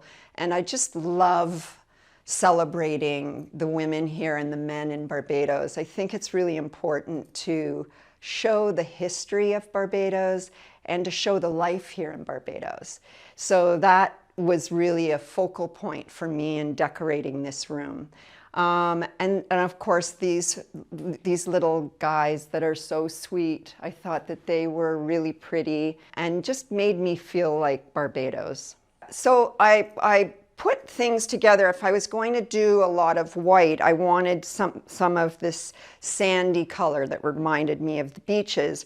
And so Restoration Hardware has these gorgeous carpets. They're soft and really cozy and comfy on your feet. And I really think I was able to achieve what I had set out to achieve with just having this very simple color that sort of elevated the white background. So I'm really happy with the way that turned out. The furniture is older furniture. We just painted the furniture. I loved what it looked like and how it felt. So that was absolutely perfect for me in terms of what I wanted to achieve in here. And so this is where we can hop on the Peloton. So you're getting a good workout in, everybody knows that. But also you're doing it in a gorgeous environment where you can breathe, you're outside. And I just love the thought of being able to exercise and then to be outside in nature, which is such a thing for me. So I love having a place to sit, meditate, think about my day that's out of the way. And so we've put a couple of chairs here and we can just sort of sit and take in the beauty from a higher level here at Cuba Libre. I'm really loving having this outdoor living that we do.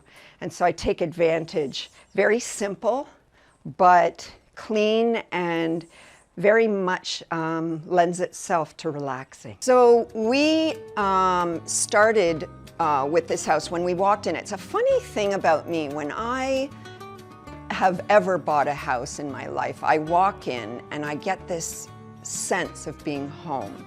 And of course, with this house, it's no exception. And what I loved about our home here at Cuba Libre, first of all, what a great name, right? Cuba Libre, which means rum and coke. And that's totally fitting for this house with all the nonsense that goes on around here.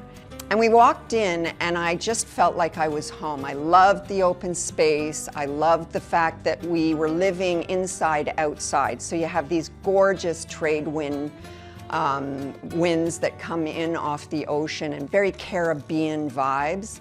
And so I just walked in and went, this is it, this is home.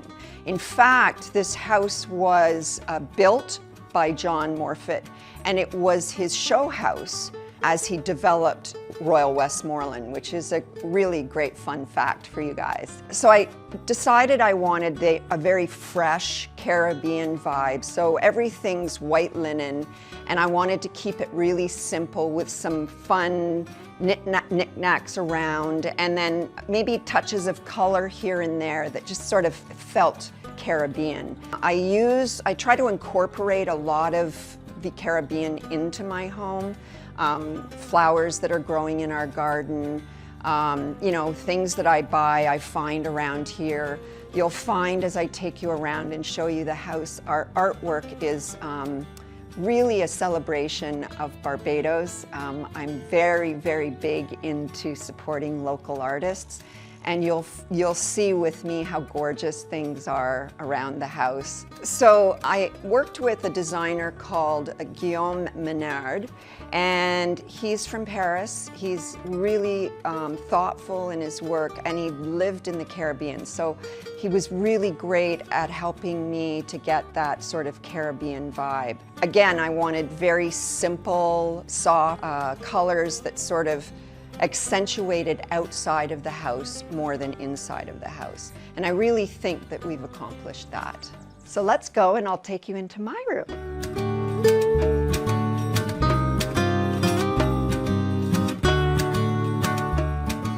So this is our room. Quite wonderful in that, again, I keep saying this, but we feel like we're sleeping outside. And this one, I wanted it to be very zen, very peaceful. And if you sort of look, and when I saw this room, I just fell in love. I mean, sleeping in here with the sounds of nature, the birds, the love frogs, the crickets, just seeing this beautiful environment really captured my heart. So, you know, we have, again, Fortuny fabrics, very simple, very clean. So in creating this environment, linen was the absolute go-to.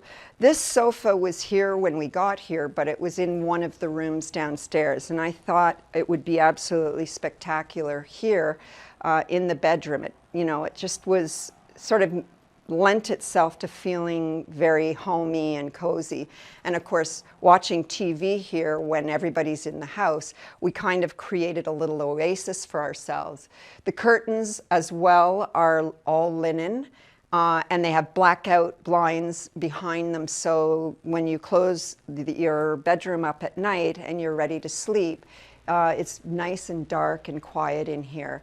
But the sense of the Caribbean, which you'll see throughout this house, has a lot to do with linens and light fabrics that just sort of speak more to the outside than the inside, but create that very Caribbean feel. And so same with this piece of furniture that we just loved. This was here, it's from England. I think it's absolutely gorgeous. So we had it refinished. It holds a lot of great stuff.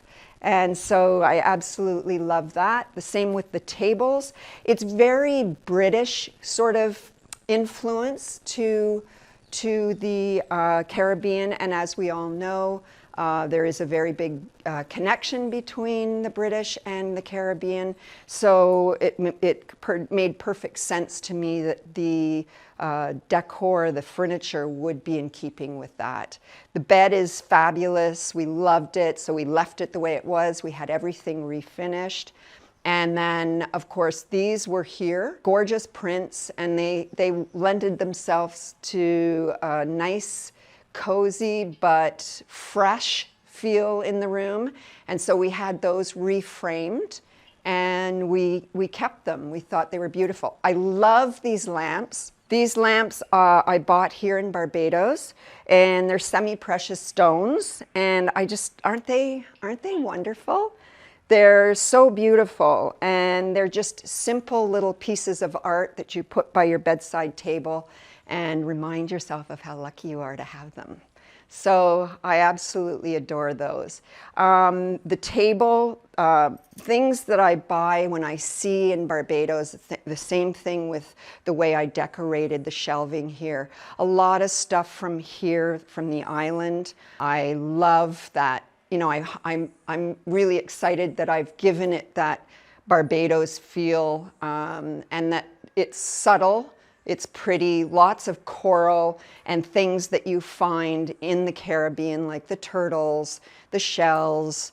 Just, it really lent itself to, parts of coral from the sea. It just lent itself to really speaking the language of Barbados, and I absolutely love that. This chandelier, I adore it. These are crystals in the chandelier, and when I bought it here in Barbados, and it's really like wearing a piece of jewelry. It's just beautiful. And it's subtle, but it really elevates the space. And so when I saw it, I thought, this has got to be in our bedroom. And it really is a beautiful piece. Come with me and I'll show you what we get to look at every day. So this is off of our terrace. We get to see what's going on. And then we can sit out here. We often have drinks at night and we sit and relax and enjoy the view. I'm absolutely crazy about the foliage and the trees here in Barbados. And as I said, we have such an array of trees that grow that we've planted. And it's so wonderful to be eating the fruit that you grow. It's very uplifting and it's quite an achievement. And things grow here like you wouldn't believe. They just take to the sea and the sun and the warmth of Barbados and everything. It's almost like you blink and something's grown. So it's created this gorgeous environment, and it's a wonderful place to sit and relax and feel at one with Barbados. So let's go into the bathroom, and before we do that, I'm going to show you our little sanctuary.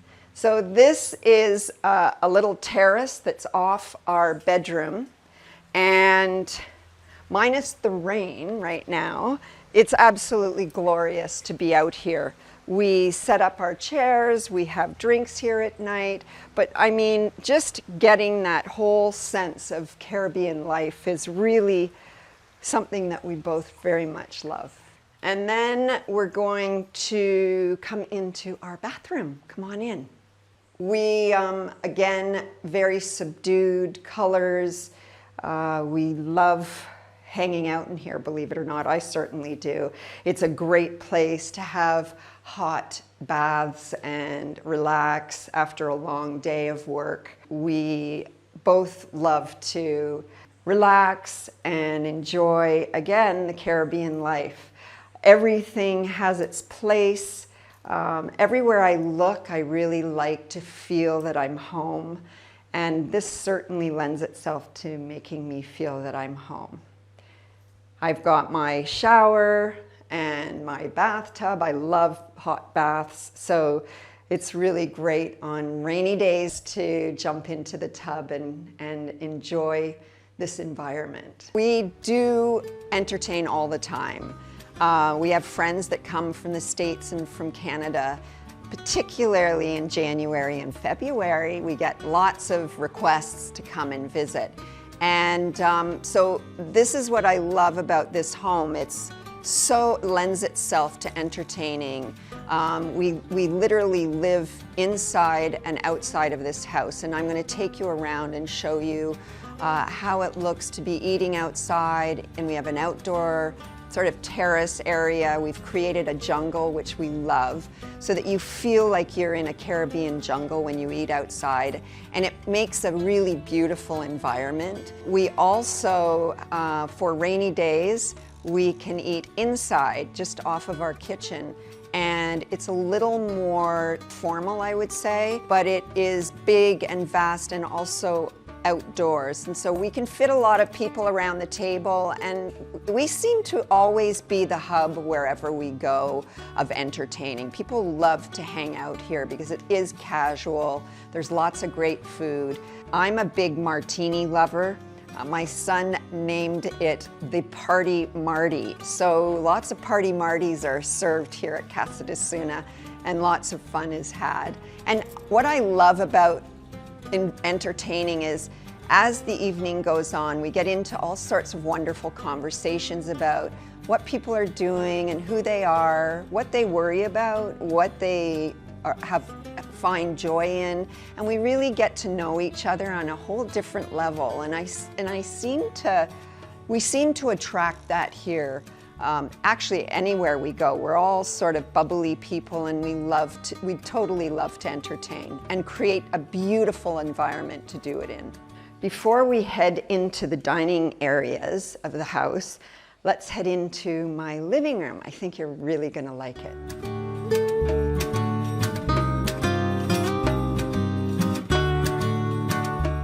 This is my favorite room in the house, apart from the kitchen. I love the kitchen as well, but this is my favorite room, and this really does scream the Caribbean with its white fabrics and little bits of color.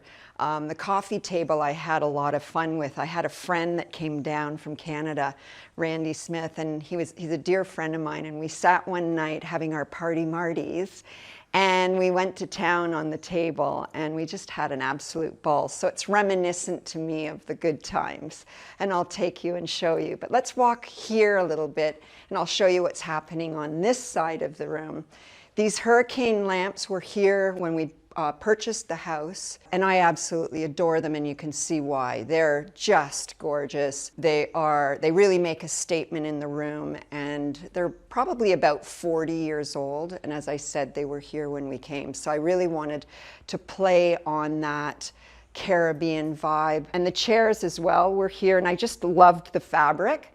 So I had it cleaned up, and the roll cushion really lends itself to that simplistic sort of plantation vibe, and that's in essence what we wanted to achieve. Fun story here, this is called sea glass, and the kids and I used to vacation in Prouts Neck, Maine, and we used to go on the beach and we'd collect little bits of sea glass, but they were so few and far between that they were real treasures to us. And when I came to Barbados, I was walking on the beach and with my husband, and every day after work we'd hold hands and walk down the beach, and I saw these treasure troves of sea glass all over the beaches in Barbados, and I couldn't believe it. And so we started, as we were falling in love, we started to collect the sea glass, and we've made these little vases full of it. And believe it or not, each color has a story. Some of them are 150, 200 years old or more, and they've been eroded in the sea. And so, you know, there's certain pieces that are really hard to find, and sort of it's like you've got the grand prize when you do. And those are kind of the navy blues and different colors of turquoise, reds.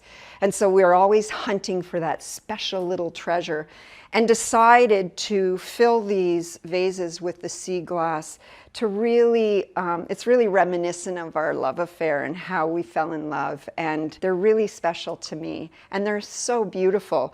Coco is, one of my daughters, is a jewelry designer, and I said to her on several occasions to grab a few of her favorite pieces and create something beautiful that I can wear around my neck. So we'll see what happens with that. I'll talk to you a little bit about Coco. She's just come from England, and she spent 3 or 4 months there, and she took this amazing course in flower arranging and decor with a gal who's called Catherine Muller. She's Parisian, but she has a shop in London. And it really is about creating the art of design in florals. And so Coco absolutely took to it like a fish in the water, and has created these absolutely magnificent pieces of art. We went down to the floral wholesaler here in Barbados, and she began to gather little pieces that she thought would lend itself to an absolutely gorgeous flower arrangement, and she certainly killed it. I just think her work is beautiful. So in Casa de Suna, what we want to do is we want to have sort of a floral side to the brand, and we thought it would be really cool for Coco to create beautiful floral arrangements for our viewers. And then I'm going to try and find somebody that is a wholesaler. So if you're listening, get in touch with me to be able to create Coco's beautiful pieces. They can shop them and create them at home themselves. So we're going to make it really user-friendly. And who doesn't want to create these gorgeous pieces that she's doing? I mean, supermarkets and things like that certainly have gorgeous flowers, and with a little imagination and a little training by Coco, these masterpieces can be yours. I want to focus right now on this painting. I absolutely adore this painting. It's everything. I love children. And this makes me so joyful. It is what kids are all about, running together, having fun, chasing tires, racing tires. And I love just the whole feeling of this painting from Barbados. You can tell by the sugarcane fields. And this little guy with his pants down, not taking 2 minutes to stop because he doesn't want to lose the race. I imagine what's going on in this painting, and often I come and stand by it. And I just thought this has to be in the living room to make everybody feel as happy as I do when I look at it. So much fun. So, and these little guys were here, and I thought these were really beautiful. So I kept them in the house and part of my living room. I thought they're antique, old glass, and I just think they're really sort of very Art Deco and really beautiful. I think it's eclectic in here. I mix and match different things. I love doing all this kind of stuff. So it's very eclectic and fun, but it all sort of works together, and there's a bit of a story in everything that I put out in my living room to remind me of how much I'm loved and how much I love others. So come and I'll show you in my living room. These sofas are very deep. They're huge, and you just fall back, and it's just so cozy. Can you not just feel how comfy these are? They're absolutely a place to come, put your feet up, relax, and enjoy the Caribbean. I love books, and I love featuring books. These guys, people that know me know that my secret passion, one of them, is I love jewelry, and I absolutely adore Cartier. There's a wonderful Cartier shop here in Barbados, just down in Holetown. Gorgeous shop. They've just had it redesigned, and it is absolutely stunning. And they gifted me with these little ashtrays, and I just think they're wonderful to be using on a coffee table. I just absolutely love them. So I sort of put them together here to create a vibe. I like things to be clean, not too hectic, but just little bits and pieces from the island. These are from Africa. They are a gift from my husband's cousin. My husband was born in Zimbabwe. He is, his family is still in, a few of the members of his family are still in Zimbabwe, and they gave them to us for our wedding gift, and I just love them. They're so pretty and thoughtful, very thoughtful. This octopus was a gift, and I love her. I love her. I think she's wonderful. She's from the ocean, and she has a perfect place at the table to create that really sea vibe here. This is a wonderful piece as well. It's a sea urchin. It has this wonderful scent. So really what I want to do in this house is touch those senses, your taste, your vision of beautiful things, and also your sense of smell that creates this gorgeous environment, so that when you come into our home, it hits you, this environment of Zen, this environment of beauty and culture. And so I really love to integrate that into my table and have these pieces, gifts from people I love, shells from the beach, things that really mean something to me. And so that when I'm walking around my home, I'm reminded of lovely memories, and I'm reminded of wonderful people. So moving on, I kind of set up things around lots of coral everywhere. These pieces are gorgeous. And then these guys are just really pretty things that I found here in Barbados, but they make that potpourri kind of vibe. And I thought they were really pretty here. This candle is wonderful. It's from a shop here in Barbados. Really great shopping here. Home things. This is from Archer's Hall, and it is really lovely. I put lots of shells and candles, and at night the room really is such a pretty place to be in. More coral, love my coral. And then moving on, I bought these big pots. I brought them up from North America, and I really love them. I think they're simple and clean, and they really feel to me like they fit very, very well into our home. Monkeys, love my monkeys. A mummy and a baby. They are carrying shells and watching over all the stuff that goes on in the house. I think they're funny and really fun, and they're really pretty. Diffusers are great. This house just smells like paradise. I love that. This is from France, and it's lots of fun, so don't have to keep refilling it. It's there, and it's there for a while, and it really does accentuate the beauty of the home. This is a crystal bowl that I absolutely adore. It is magnificent. I bought it here in Barbados. It's absolutely perfect here, and it is really bejeweled to me. I light it up at night with candles, and it sort of gives you this beautiful glow and hue of crystal, just sort of flickering in the evening light, and I absolutely love it. It makes a great vase, but I use it for candles, and it's just magnificent. I absolutely adore it. And over here, very simply, some orchids and some beautiful candles and shells. More coral, which I love. I mean, it just looks so pretty in your home, and it really does help me to accomplish the vibe that I wanted to go for in Cuba Libre. Flowers are something I love, so I've always got beautiful flowers. If you look on my table, these are tropical flowers that grow in Barbados. We grow them in our garden, so I've got them on hand, and I just think that it elevates the space, and it really gives you that gorgeous island vibe. So I love that.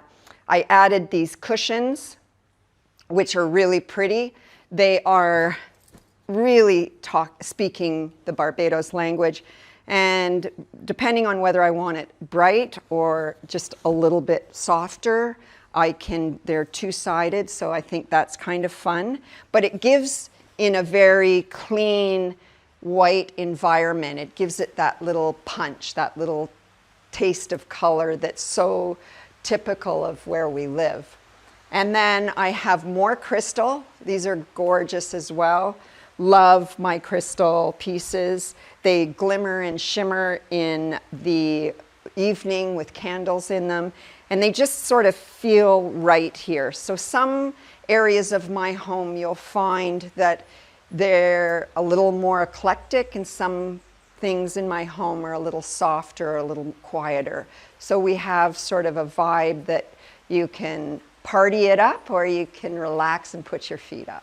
So I'm here in Barbados. I live here sort of 6 months of the year, which I absolutely love. I'm originally from Canada. I have a presence in the United States as well. I live in the United States. I'm a resident there.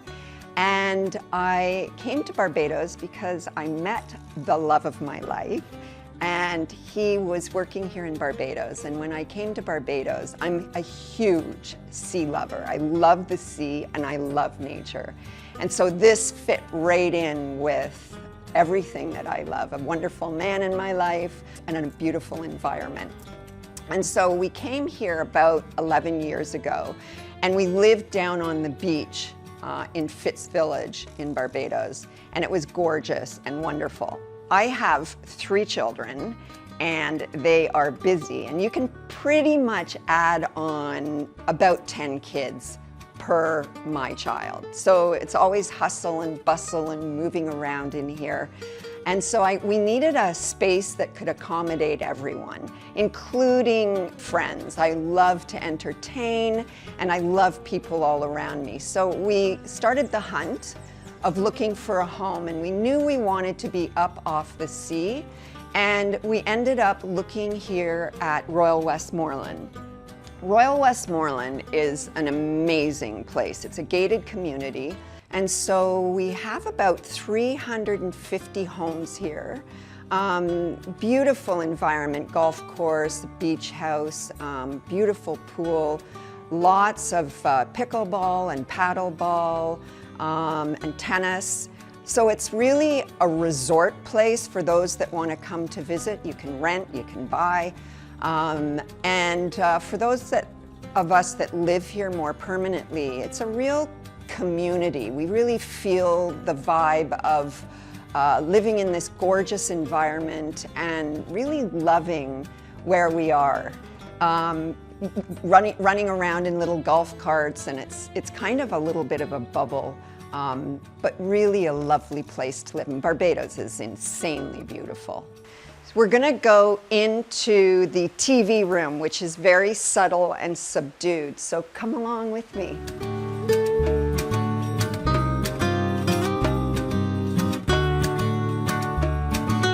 This room is everything relaxed, big chairs. I had a home in Vero Beach. It was called Windsor, and when I sold the home, I packed away a lot of the furniture and knew that at some point I would use it again. And so when we were up north, I said, you know what, I'm going to switch up the TV room a bit, make it really cozy. And I used the fabrics. They're linens again, a little fun, a little stripe. Pillows and footrests are really comfortable. I have Coco's gorgeous flower arrangements in the corner. I'm so lucky to have her creating these beautiful things. I love to do it too, but she's next level. So I really enjoy that. This is more art, turtles, Bajan environment, the Caribbean. This is also from Christine, and I just think they're wonderful, and they give a little bit of a punch in the room, which I really like, and there are sort of yellow tones in it, so I felt that it was a nice way to bring a little bit of color into the room. These pictures that you have, they're actually sea urchins, and I thought they were gorgeous. So I wanted to bring in, again, the elements of the Caribbean. So voila, sea urchins everywhere to give you that real Caribbean style vibe. So this is a space that we come and we watch lots of movies. We have meetings for Casa de Suna in here. It's air conditioned. So it's very comfortable to work in this space. But mostly we use it for relaxing, making big bowls of popcorn and watching great movies. And it's fun because everybody can fit in here and everybody's comfortable. And again, I have brought in the restoration hardware carpeting. So that is a theme that you'll see throughout the house. It goes beautifully with the marble. And it just elevates the room a little bit, I find, and it's not like seagrass where it's a little bit hard under your feet. It's very soft and comfortable, and I just love the vibe. I love this sort of natural vibe that it gives to the rest of the decor. It's not competing with anything. It's accentuating everything. So I just love it, and I love this room. It's very quiet and very calm and just a really nice place to chill. So let's head down to the bar area and one of our dining rooms. Come on.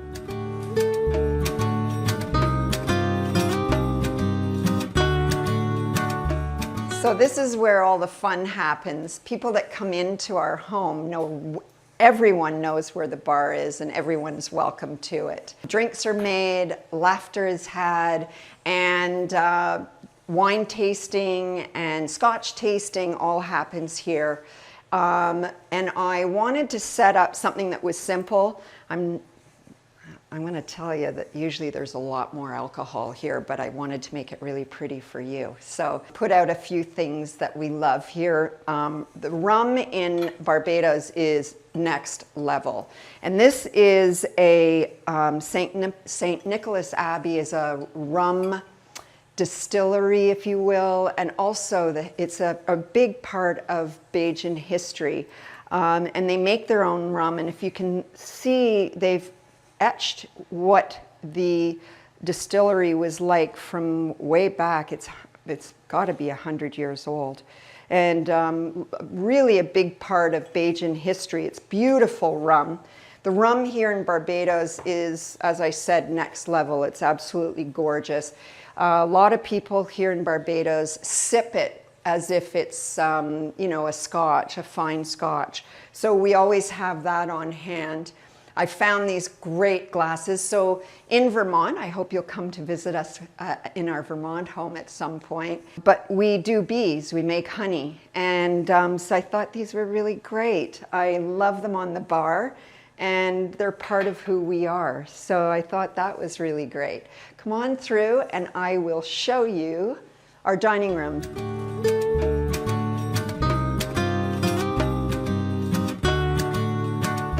This is one of our dining rooms. This is the inside dining room, if you will. Again, Coco's flower arrangements are singing here at the table. Simple lunch table.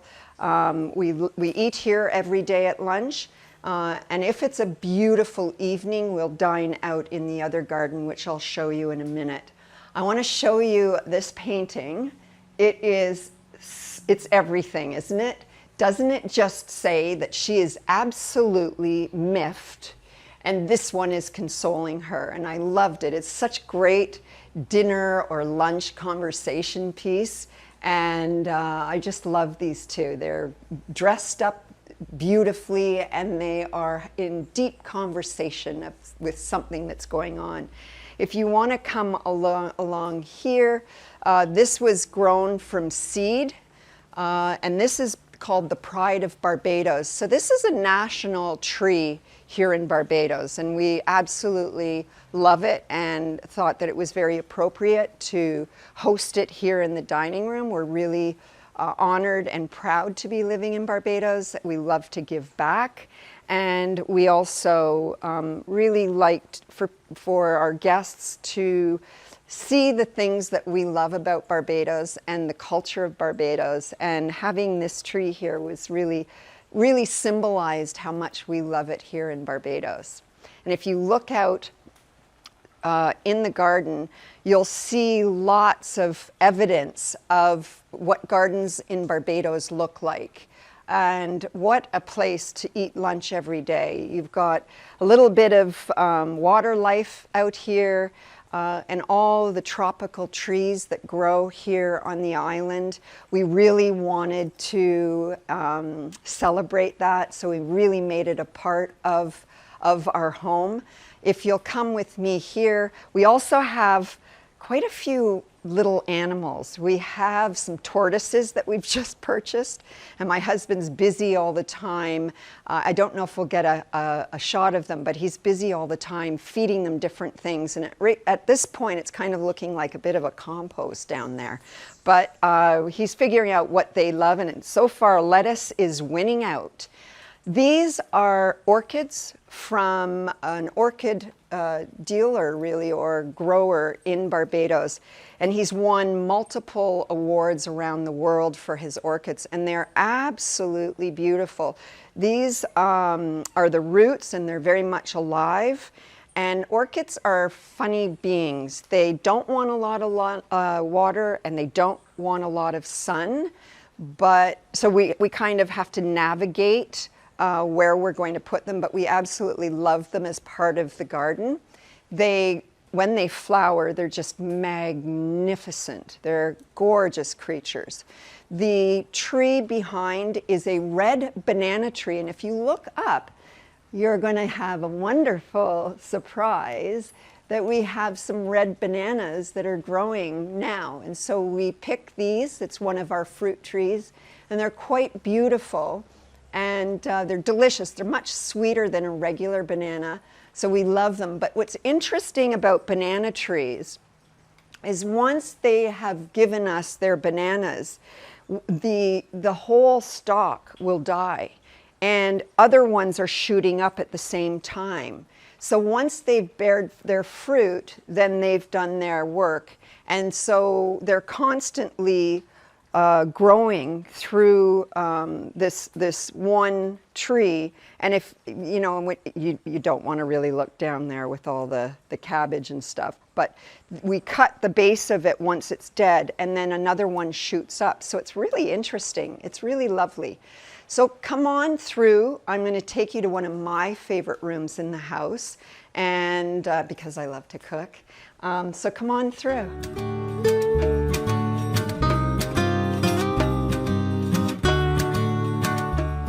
So this is our kitchen, and it's quite large, as you can see. We've just had it painted. My friend Shell Cannell started a business here of doing fine finishes on the walls, and it's called a texture architectural. And so we decided to do a high gloss finish here, and I really love the result. It's high gloss, it's great for shooting. We do a lot of shooting in here for Casa de Suna. We make a lot of food, a lot of recipes. We love to have a nice environment to do that. I am a funny one. I think that you don't need to spend a lot of money on creating beauty. I love, and everyone who knows me will laugh at me, I love good homes and winners and home scents.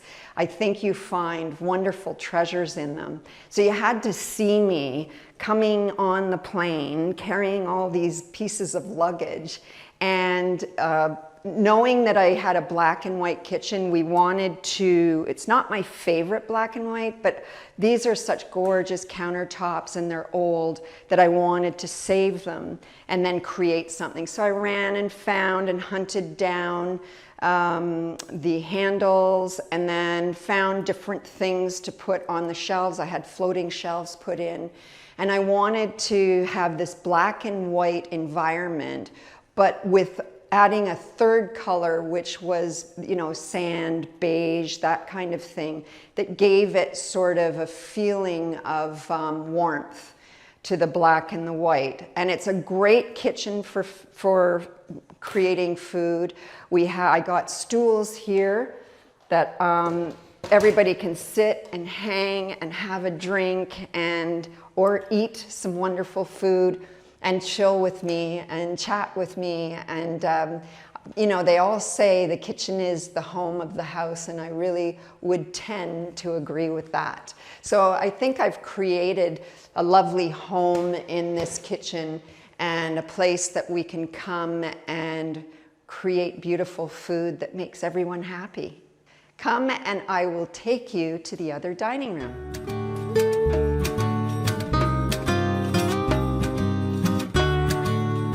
Come out into our enchanted garden. We love this space in this area. We grew all of these things by seed. We went to a restaurant here in Barbados, and they had this garden, and you weaved around tables, and it really felt like you were in a jungle. And we were so inspired that we thought, we're going to make our own jungle. So if you look over at all the trees, we've potted them and planted them, and we really are creating that vibe, and it's absolutely glorious at night. We've got all sorts of wonderful fruit trees and Caribbean plants that are typically grown in the Caribbean, and we're just sort of going through the garden and filling it bit by bit with gorgeous plants and making it really a special place to dine. When I light the candles at night and we are all sitting out here, we could go on for hours and hours and hours, because you really do feel that you're eating in one of the jungles in Barbados. So again, Coco made some gorgeous flower arrangements for us, and I love the wicker that I put on my table. It really does feel like it's beachy and outdoor vibes.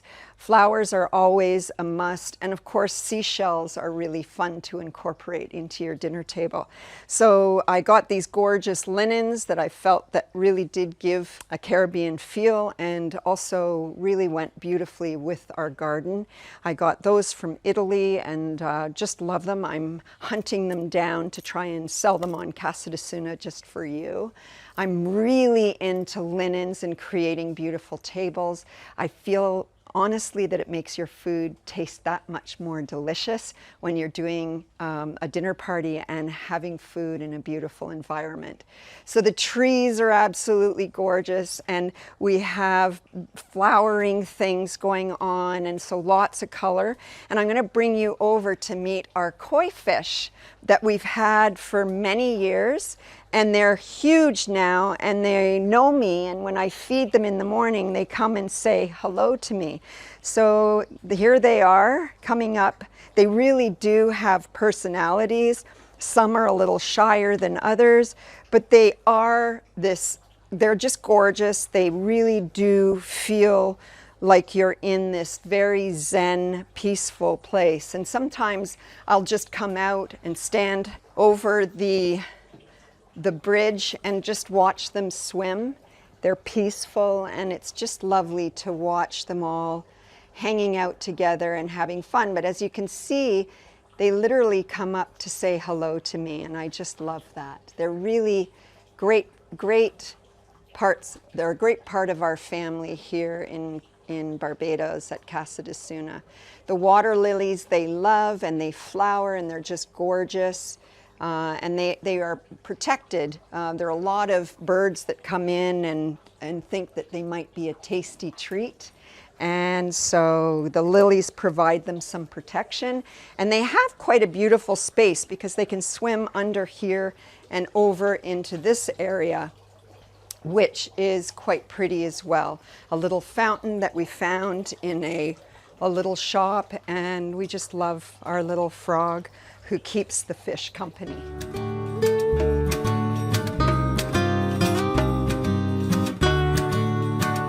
We're going to take you outside and show you around the garden.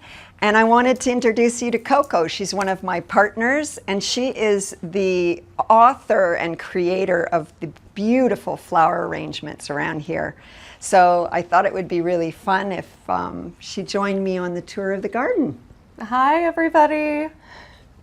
So this area is really where we live. Simple, easy, put your feet up, have lots of little bites or cocktails out here. It's great because when we get torrential rains, which happens from time to time in Barbados, not often, but it does happen, you're safe and sound in here. So really nice area to relax and enjoy the weather and the views of Barbados. Come and I'll show you the pool. Down here is where all the fun happens. Coco, you have friends all the time here, and so basically this is the hot spot of the house. Everybody comes, grabs a cocktail, lounges by the pool, and it's just great family time and great memories, and there's always music. So we just love it, especially on a hot day in Barbados. And you get to cool off and dip in the pool, and it's a nice big pool, so lots of people are gathering here. We've got, as Coco said, we've got great music going on. Sunday afternoons are a thing at Cuba Libre here, wouldn't you say? Oh, for sure, and there's a nice little breeze, so yeah, it kind of helps when you're in this type of heat. Yeah. So should we keep going? Yeah. So the garden speaks for itself. I'm going to walk you around a little bit and show you some of the vegetation here. We really wanted to have a variety of plants and things that you'll find around the garden that are really not typical to North American living. And that's what makes it so special, doesn't it? It really lends itself to creating that vibe that you just know you're in the Caribbean. The they're so pretty, these trees. I think they're called snow flowers, and I think that's a really good name for these because they're absolutely beautiful and they're very fragrant, and it just is a little bit of a touch that's a little bit different than the rest of the garden. So we love this tree. I would say my personal favorite is we grow passion fruit, which is amazing, and we have a good recipe on Casa de Suna, highly recommend. But you'll see a monkey here and they'll be throwing passion fruit at you. So you never know. You always have to be ready to duck and cover. Often Tinkerbell is our mascot, so she's going to be a part of this tour as well. Come on through. Let's go and take a look around the garden and see the wonderful trees that are growing here in our garden. A lot of fruit trees that you see here. Lots of foliage, and this is a breadfruit tree. It's a baby one that we've just planted. We put it in the nursery to start, and then when it's big and strong, we bring them out into the garden. We eat the breadfruit. It's kind of like a potato, and so all things that you do with the potato you can do with the breadfruit tree. What do you think of breadfruit, Coco? It's great. It's very local. It's very Caribbean. It's definitely a mix of a squash and a potato. Delicious. Recommend 10 out of 10. So we'll come along here, and again, lots of plants that grow here in Barbados that do not grow up north. Lots of very tropical trees that grow, and they're wild and beautiful. We absolutely adore these trees, and we're making sort of the feel of a bit of a jungle out here at our home. Often on a sunny day, we come out here and have picnics under our favorite tree. This is my favorite tree, and you love it too, don't you? Yeah, it's beautiful. And it flowers in season, and there are these gorgeous orange flowers that grow and blossom on this tree. And so we do lots of picnics here, and they're really lovely. We come out and we have a charcuterie board. Rum punch is always on the menu, and we sit under the tree and enjoy a wonderful, wonderful afternoon together. Something I'll say, if you've ever been to Barbados, I'm warning you now, be careful with the rum punch. 1 is enough, 2 is definitely too many, but it is a Barbados Caribbean classic. So we had to do it. I had to do it. Let's go on to our bushes here, which are native to the Caribbean. It's called bougainvillea, and they come in all sorts of gorgeous colors. You see them all over the island. So of course we had to pitch in and grow the bougainvillea here. And often when I'm doing dinner parties, I'll come out and cut different colors to go with the tablescape that I'm creating for that dinner party. But aren't they just absolutely gorgeous and very typical of the Caribbean? Come and we'll look at some of the trees we grew from seed. This is our cactus garden. My husband loves cactuses, so he's cultivating a cactus garden here, and I find them a little prickly, but he's actually making an absolutely beautiful cactus garden. So it's fun because they also blossom and they grow quite high. We keep them sort of cut to a certain level, but it is actually quite beautiful. Come and we'll show you down here. These are trees that we grew from seed, and look at them. As I told you when we started, the trees here in Barbados are magnificent, and they just love the climate. So they grow like weeds, and they're just beautiful trees, and they create a sense of privacy for us here at Royal Westmoreland. This is a breadfruit tree. We eat a ton of breadfruit from this tree. We absolutely love it. We grow a lot from this tree and harvest them, and we create really wonderful Caribbean dishes. Just down, if you look down, that's an avocado tree, and unfortunately the avocados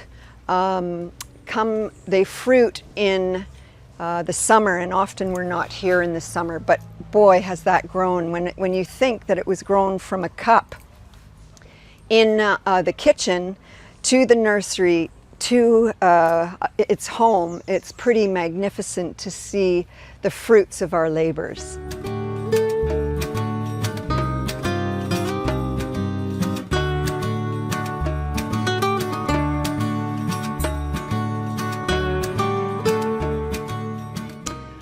Home for me means love. Home to me means gathering, family, friends. Home is a place that's safe, and home is also a place to be yourself, to regroup and recoup. But mostly for me, home is really about loving people and loving the environment and making people come into my home and feel that and feel loved. Home for me is all about love. Today on Homeworthy, we're taking you to the white sandy beaches of the Bahamas to visit India Hicks at her gorgeous home, Hibiscus Hill. India, an incredibly accomplished designer, entrepreneur, and author, is also a mother of 5. Her idyllic Harbor Island home blends beachy charm with modern beauty in a way that feels personal and inviting. India, who hails from both British and design royalty, has called the Bahamas her home for over 2 decades, leading her to partner with the disaster relief agency Global Empowerment Mission in the aftermath of Hurricane Dorian. To this day, she remains heavily involved with the organization and travels around the world, volunteering to improve the lives of those affected by disasters. Today, she gives us a tour of her slice of paradise while sharing her design inspiration behind it all. Enjoy! You're watching Homeworthy, where we believe every home has a story. Welcome, Homeworthy. Come into my house. I would, of course, have opened this door for you, but in the 30 years that I've lived here, we've never actually had keys to the house.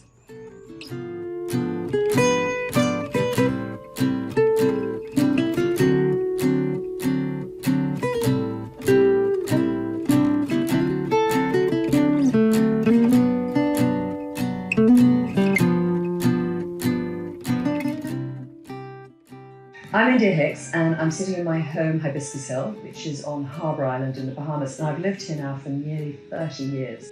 What I love is that the authenticity of this interview is so real that you can hear the cockerels crowing in the background. Cockerels are our biggest form of traffic. When I was driving my kids to school when I first came to the island, we drive on a tiny little golf cart, and it's literally 3 minutes down the road, and the only traffic that we'd hit would be cockerels and their family crossing the road.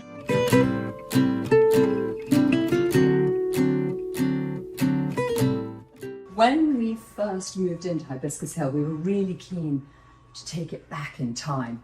Mrs. Friedrichs lived here and everything was very perfect. Everything was very white, very shiny, very Palm Beach, very pastel, very peach, glitzy, chintzy. We wanted it to feel like we were sort of going back a century, essentially. So we took out the harsh ingredients, the tile, the cement, the glass, and we replaced those with literally, quite literally, warmer ingredients like wood and paper and straw. As you can see here, the bookcase we built to house not only our straw hats, which we call our lending library, guests who come borrow a hat, leave a hat, replace a hat, buy a hat, and of course all of David's books. He's actually read all of these. I haven't read a damn one of these.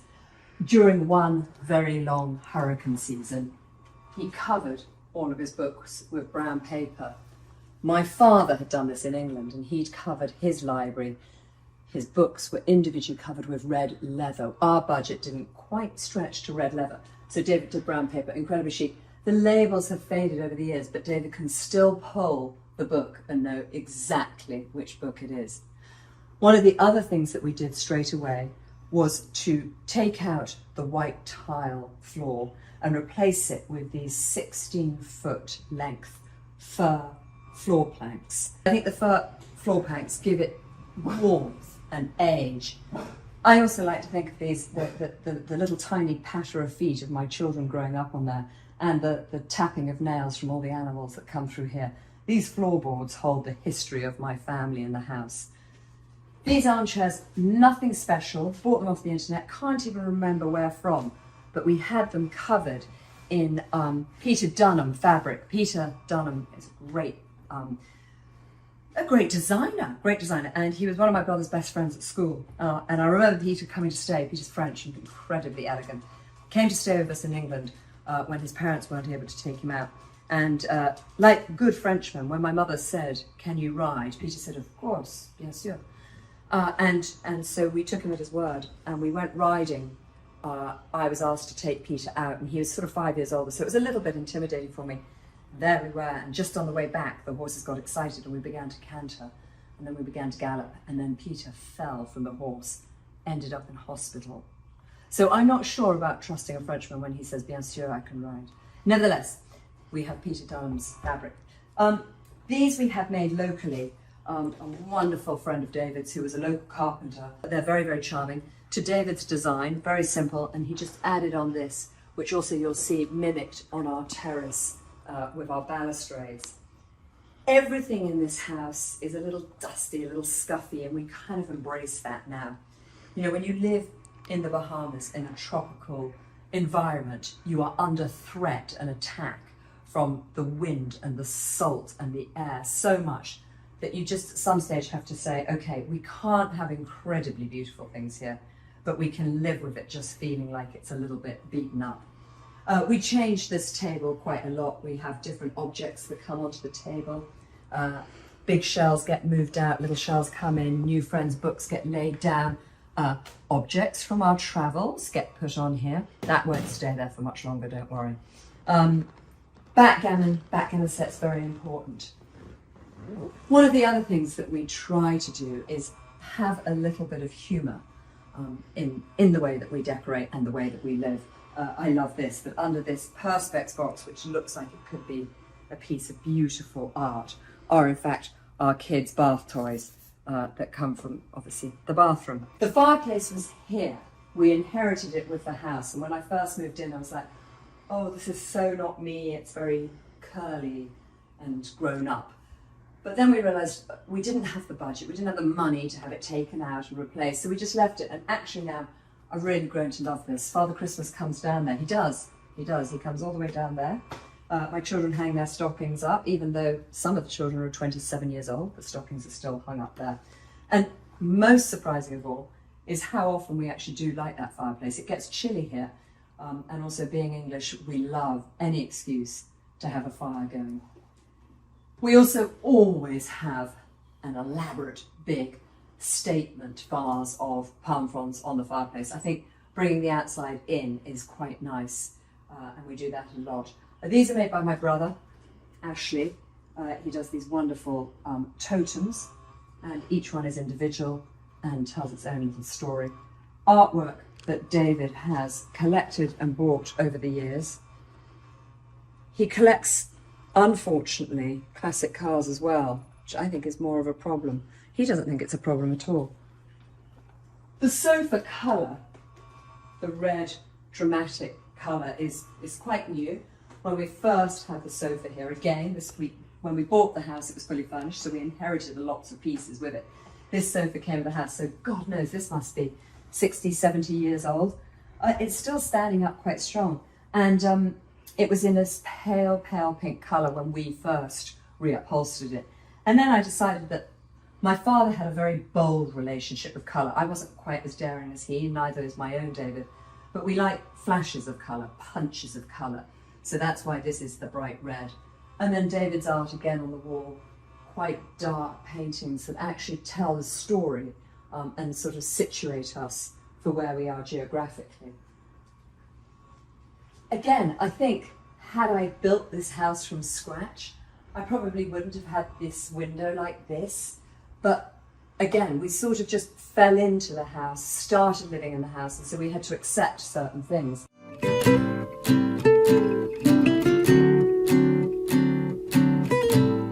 So So the entrance hall, dining room are all one space. And again, I wonder if, had I moved into the house now, whether I would have it like this. But because it came like this, we've kind of kept it. And now whenever I make any kind of change, or David and I want to update something, our children go, don't, it feels like home. So we're rather conscious of that. This table came with the house, this mirror came with the house, but we've obviously layered in our own things. David and I were in Africa on a trip when we saw that huge, big, great shark's jaw coming in at a harbour, and we had it dried and we carried it back in our suitcase. This was probably 25 years ago. And when we got back here, the suitcase stank. It had to be thrown away immediately. So, word to the wise, do not carry a freshly caught shark jaw in your suitcase. Not a good idea. It had been cured. I want to say that it had been cured by then. Nevertheless, down here we've got a collection of cricket balls, ridiculous little hints of our English past and part of our present. My mum had a wonderful housekeeper, Pat, who really brought me up, and I was very, very close to her. And she lived in the village, and she lived right next door to the cricket ground. And every time one of these balls was bowled into her garden, she'd keep hold of it. She wouldn't let them come back and get it. And I inherited those from her when she died. And again, I just love that that's a bit of England there. Then, of course, we've got a bit of the Bahamas here. Wonderful lady here on the island who does this weaving and can put anything you want on your basket. Very, very early on, we had these shells made. David had the brilliant idea that we could tell lots of our story and have our history literally framed, which is funny because my father always said photograph frames were terribly common, and we've got them here in an abundance. And moments, my sister's wedding, my boys at our own wedding, David was one of his real loves of his life, that's not me. Me and my mum, my grandfather, got such a love of framed photographs. I actually now have my own collection, which I do with Addison Ross out of the UK. And we designed a collection that I think will be warm and cosy in England, but also quite cool here in the Bahamas. This white velvet here with the gold rim, and you can see a family photograph of me with my brother, sister, father, and my mother. She had a file that was called Hairdressers Gone Bonkers, and that was in the file there. And then there's another one over here. I love this lovely tweed frame that we've got here, again, with my collection with Addison Ross. And here another family portrait. Another one probably for the file of Hairdressers Gone Bonkers. The dining table, actually we bought fairly early on. David and I went to New Orleans, or I think you pronounce it New Orleans, and we went to Magazine Street, where you can find so many incredible bits of brown furniture. And really nowadays, very few people want brown furniture. They want modern, they want clean, they want restoration hardware. We love brown furniture. We love the history that it brings, we love the stories that it tells, the other owners that it's had. But we've now had this probably again for about 28 years. Unfortunately, the termites quite like this dining table as well. Termites are an issue here in the Bahamas, so we have to be careful with that. The centerpieces on the table change all the time. You might come down one morning and find a cat sleeping in the bowl, or you might find that we've put coconuts in there, or there may be big displays of palm fronds going on in here. Again, senses of humour. Look at our little birds. That cockatoo there came from Australia with me. This guy, I can't remember where he's come from. Of course, when we first bought the house, this was a very dramatic, over-the-top chandelier, and all of these lovely crystal rings were matching up. Now they're all unfortunately rather broken, rather shambolic. But that's okay. I am learning to embrace not having perfect chandeliers, perfect anything. As I've said, we are under attack from the elements here in the tropics, so you just got to go with it. The most important part of the house for David, the bar, very important part, where actually Idle Assembly rum truly sits and lives. David's made this. It's a premium age rum, 7 to 20-year-old rums, bottled in Scotland, and the sugar comes from Colombia. There is no sugar in the Bahamas, but it has a very strong Bahamian story, obviously, from David's years of living here. what I love most of all on the back, please drink responsibly. Only use fresh ice. I like that. A friend of ours very generously had this bottle hand engraved with the label on it. So we are really fully idol assembled out. Everybody pauses here, gets a drink before we normally wander on out to the terrace for dinner. As you can see, more idol assembly, baby bottles of idol assembly. It's everywhere. I also want to confess the kitchen doesn't normally look quite this spotless. There's normally a lot of activity in here. I have a top banana Claire who's, thank God, been with me for over 20 years, and she does the cooking. Otherwise we'd all be very, very hungry, that's for sure. But I do the arranging. Found this huge china pot. In fact, David will want credit, he found that. And I've picked up all these grasses and feathers. This is from England, from our wheat fields around my mum's house. These, I think, were from Ireland, but we are very responsible about the ones here on the dunes. We don't pick the ones here. The feathers I found oddly on Amazon. So disappointing, isn't it, finding feathers on Amazon? This table extends. David says this table is an embarrassment. We should have something that's got more character to it, but it's bloody practical. It extends right out. We can have lots of kids around here, and lots of friends of the kids around here. Again, I like to have things on tables. I always like to have something that makes it feel like we've spent a bit of time looking at it. These are fake ones, boom boom. These are real ones, they'll need to be changed out. But the point is, it's so easy to make something look pretty without a big budget and without much time. My father once said to me, good taste and design are by no means dependent on money. And I think that's brilliant. And I think about that a lot. Good taste and design are by no means dependent on money. Actually, do you remember autograph books, those little books we used to get famous people to write in? Way before the selfie, hundreds of years, back in the dark ages. Autograph books. I didn't really know very many famous people. My father was the most famous person I knew, so I asked him to write my autograph book. And that's what he wrote. Good taste and design are by no means dependent upon money. You know, I started out as, I took a degree in photography actually, and then I ended up on the other side of the camera and became a model, which actually I loved because I met extraordinary people from all walks of life and travelled the world. And then when David and I decided we were going to settle here, at first we inherited with this house lots of strange bits and pieces, so we kind of just decorated as we went along. We didn't have a budget, so everything was kind of on a shoestring because we'd spent all our money actually buying the house. I was pregnant, so for the first couple of months I was just sort of settling into life here, and then once I'd had Felix, I went back to modelling, and Felix came with me. He travelled with me. I breastfed for a long time. I remember going to work, and it was so fun to turn up as a model with your kid. And that worked for a while until Amy came along. Then I had 2 kids. Then that was trickier. And all the while, actually, I knew I had a real interest in design and decorating and everything to do with the creative world. So I had always wanted to get back into the creative world, but I was nervous. My father really was one of the leading voices in the world of decoration. My brother was an architect. My sister-in-law was a fashion designer. So it felt a little intimidating. So I think actually the geography helped. Being very far away across the world from my family allowed me to kind of come out of the shadow of the greatness of my father and my brother and my sister-in-law, and really forge my own way. And in fact, it was like I had a blank canvas on which I could start a career. Along the way, I found Global Empowerment Mission. And I met an extraordinary man called Michael Capone, who has had a very difficult life himself, and he found God and he found a point for his life. And he and I might not always see eye to eye on his beliefs, but I'm fascinated by his beliefs because they also made him into an extraordinary man who realized that he could give back in such a way.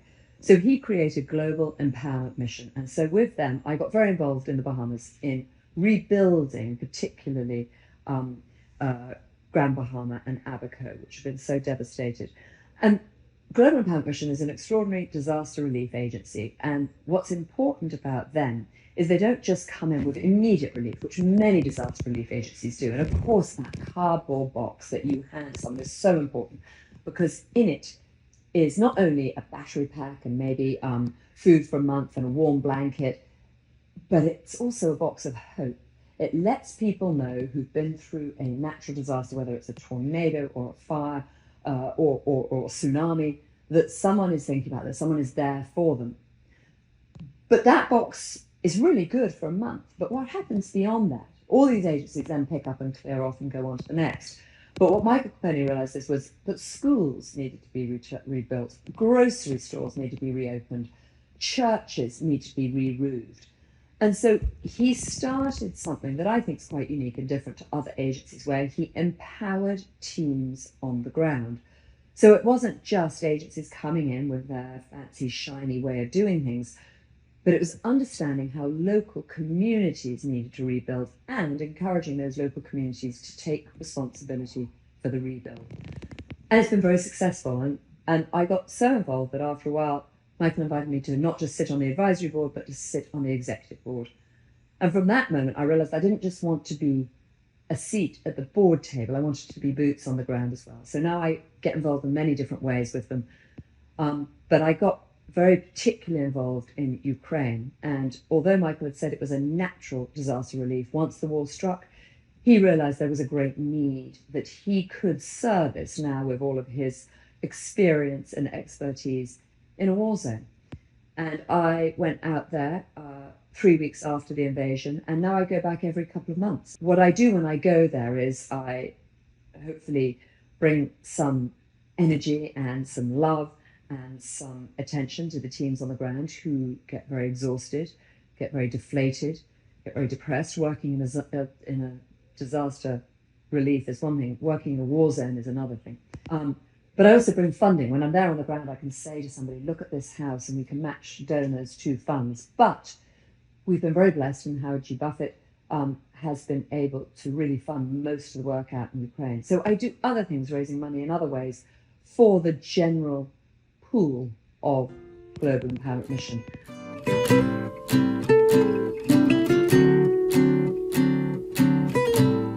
Funny thing is, but of course, stretch, don't look so bored, is in so many of my videos and my social media little posts, that he's become so incredibly popular. We now have, for my linens, stretch ribbon. On the ribbon, there are little stretches all across the ribbons. So this is where we spend most of our time as a family. This is where we argue most of the time as a family. This is where we debate life most of the time as a family. My kids grew up sitting in high chairs here and have now graduated to a proper chair. I just love still to lay a pretty table. I don't cook. I don't even know really where the kitchen is, to be truthful. But I do love to design and to lay a pretty table. So actually, these are all my own linens. This was my father's scarf, a pattern from one of my father's scarves that I found in his drawer after he died. And it must be, goodness, about 60 years old. And it's got teeny weeny little shells on it, which I love. So of course I've laid the table with the shells. We are in the Bahamas after all. But I think this translates to anywhere in the world. And that's important in my designs, that not only do they tell a British or a Bahamian story, but they can be anywhere in the world. I like to mix everything up. So the napkins you'll see are a slightly different design to the tablecloth, but the colours tie them together. I even make the plates, melamine. These are done for India Hicks and pomegranate, and I've worked with pomegranate now for a number of years. Love the relationship. They let me go wild with my thinking. This pattern here is actually the Palm Avenue. When we first moved into this house, David brilliantly planted an avenue of palm trees, which are now, 30 years later, big mature trees, but at the time they were just teeny weeny little bushes. So that is where the design for the napkins come from. I always say to hostesses, don't get too caught up in being perfect. Nothing has to be perfect. It doesn't actually matter even if things don't really match. I have a collection that I use in there of blues and whites. They're from different vintage stores. Some have chips in them, some don't. But when they're together, it kind of works. Also, these are all just old jars. That is probably an old ketchup jar from somewhere. Nothing particularly matches, but I love the fact, I like the high and the low, and they don't have to be perfect vases. Of course, this is actually my perfect flower arrangement. One little teeny weeny flower bud in a teeny weeny vase. David and I bought that. We were lucky enough to be in South America last year, and we were in Peru. and we were in this tiny store, and they had this collection of these tiny bud vases. I don't know if they meant them for little bud flowers, but that's what I use them for. So this is my office where I get everything done, I guess. I come up here and unfortunately, people always say to me, how does your day look in the Bahamas? And they imagine, you know, endless lying on the beach and sitting under swaying palm trees. Unfortunately, I am in an air-conditioned office for the most part, although I hate air conditioning, but this, the computer, the family photograph albums all have to be air-conditioned. Lots of samples come in and out of here, sit here touching, feeling, deciding, looking at leather samples, looking at projects that are going on in London. I've got handbags all over the place that I'm just deciding on what leathers we're going to be using for those. But I do get to look out across the garden to the pavilion that we built out there, and through David's office that is so shambolic I have to shut the door, but everybody else thinks it's wonderful. In fact, Ralph Lauren came recently to do a shoot here, Ralph Lauren the company rather than the man, and they thought my office was unbelievably boring and unimaginative, and they fell in love with the craziness of David's office. It's like a treasure trove. It's a Pandora's box that has exploded. So he sits in there and through his mad mind comes up with all of his creative endeavours.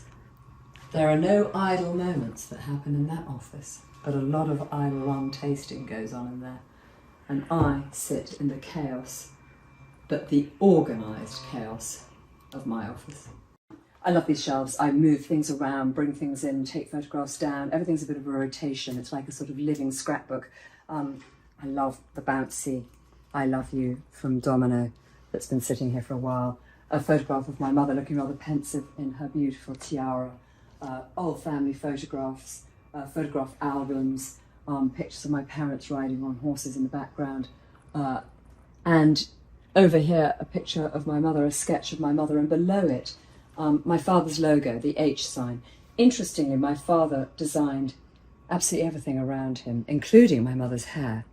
But the one thing that he didn't design was his H logo. In fact, that came from the son of a farmer who lived by us in Oxfordshire, wanted to get into design, so he was offered an internship in my father's offices and was challenged with finding a logo for the David Hicks Limited company. And he brilliantly took the 4 H's and put them together like that. I think that that is one of probably the first examples of branding in a big way that we saw, that opened the floodgates to everybody else branding afterwards, especially in the interior design world. The interesting thing about my bed, our bed, David and my bed, is that it is actually called, bizarrely, the Lord Mountbatten tester bed, and Lord Mountbatten was my grandfather. And when we found out that this company called British Khaki was making these beds, and they were doing them after Viceroys of India, and that there was a Lord Mountbatten collection, I said, I need to have the Lord Mountbatten tester bed. I am Lord Mountbatten's granddaughter. They could not have been less interested. So we bought the bed ourselves, and it is fun to think that we sleep on it. What's more fun now is that the linens that are on it are designed by me, made with a company in England called Heirlooms, family-run business, and they are all made actually in the workshops to order. And so you could in fact have this custom made in any colour that you wanted. What I love about it is it tells my Bahamian story. I live an extraordinary life. It's got a map of the Caribbean. It's even got Banger, my original dachshund, and Jenga, our parrot. It's got butterflies and palm trees and palm fronds and seashells and spider lilies, all of which have been part of my story here. And then we've got a beautiful embroidered pillow, which is white on white of a seashell that we have here quite often. I love the white on white, but I don't want everything to be boring and predictable. On the back of my white on white cushion, there is a little ant, a little spidery ant. So you could have him that way if you wanted, but I like the surprise of the ant on the back. So the Lord Mountbatten tester bed, which we had then these white, very simple linen curtains made. And David quite recently bought that screen, which I was like, what, more stuff? We just don't need more stuff. Actually, of course, he's right, and it actually looks quite good there. Every surface, every bedside table, every chest of drawers, every desk has objects on it. My father said that he coined the term tablescaping, and he might well have done. And on this desk, we've got a tablescape of all sorts of things. A picture of David and I getting married. A matchbox from 2011, friends of ours who got married here. One of the old David Hicks H sign scarf ties. The names of my children on little discs.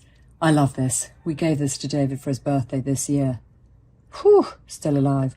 One of my mother's very beautiful Indian little pot cases there. When I say pot, I don't mean that kind of pot. I don't know why I even said that was a pot. And a dagger handle that she gave me once. A jade dagger handle with some beautiful jewels on the inside of it. And scruffy little photographs of my little skinhead boys when they were teeny tiny. David's cufflinks, beautiful and made from butterfly wings. I wonder if that poor moth would have survived to get into the cufflink. Clearly, David has lost one, because why would there only be 3? A little teeny tiny jewellery box, and on it it says, Pamela from Mummy, July 12th, 1929. Quite amazing to think my mum, who is alive and well and drinking her tea in England right now, was born in 1929.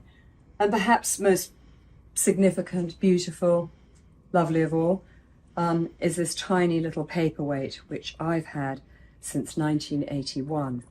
And it was a gift from the Princess of Wales. It's flowers taken from her bouquet, which she had made into a little tiny paperweight there. And of course, here is Felix, my eldest, with that shark's jaw, just putting into perspective how vast it is.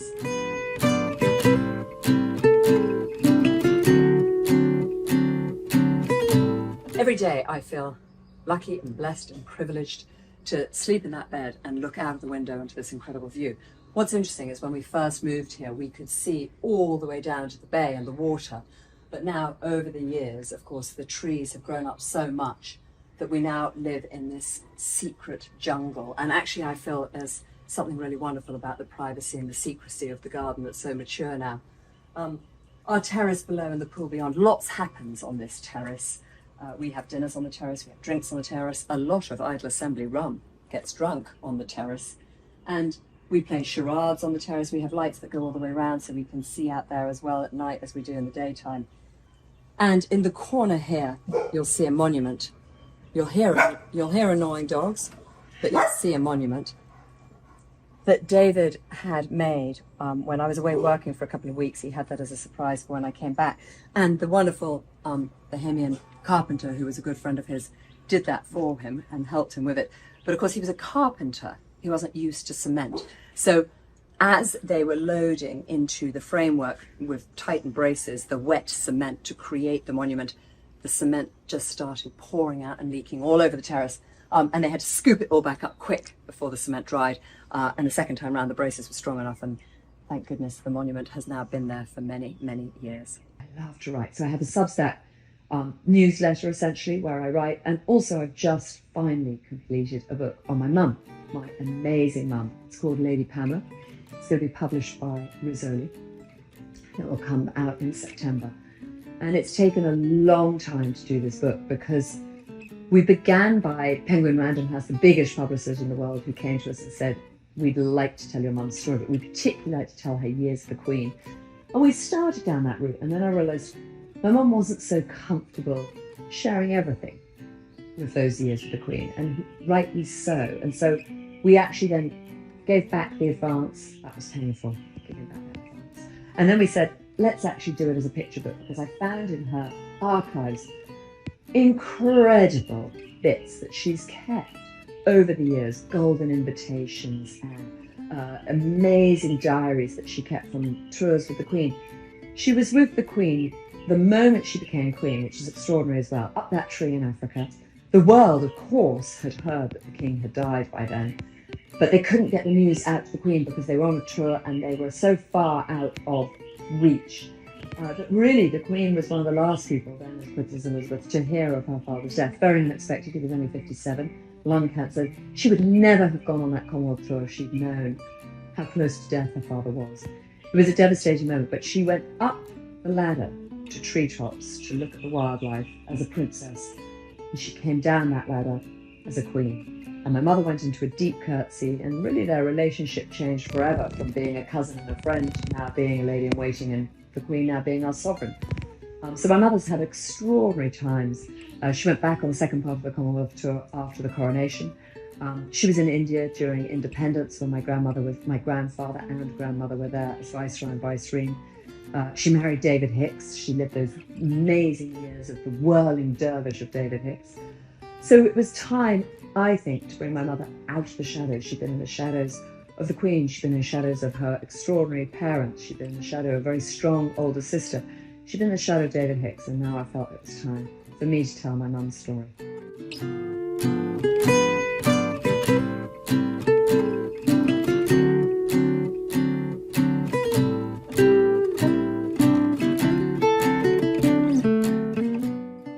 Thanks for watching. Be sure to go to homeworthy.com for exclusive content, shopping guides, and so much more.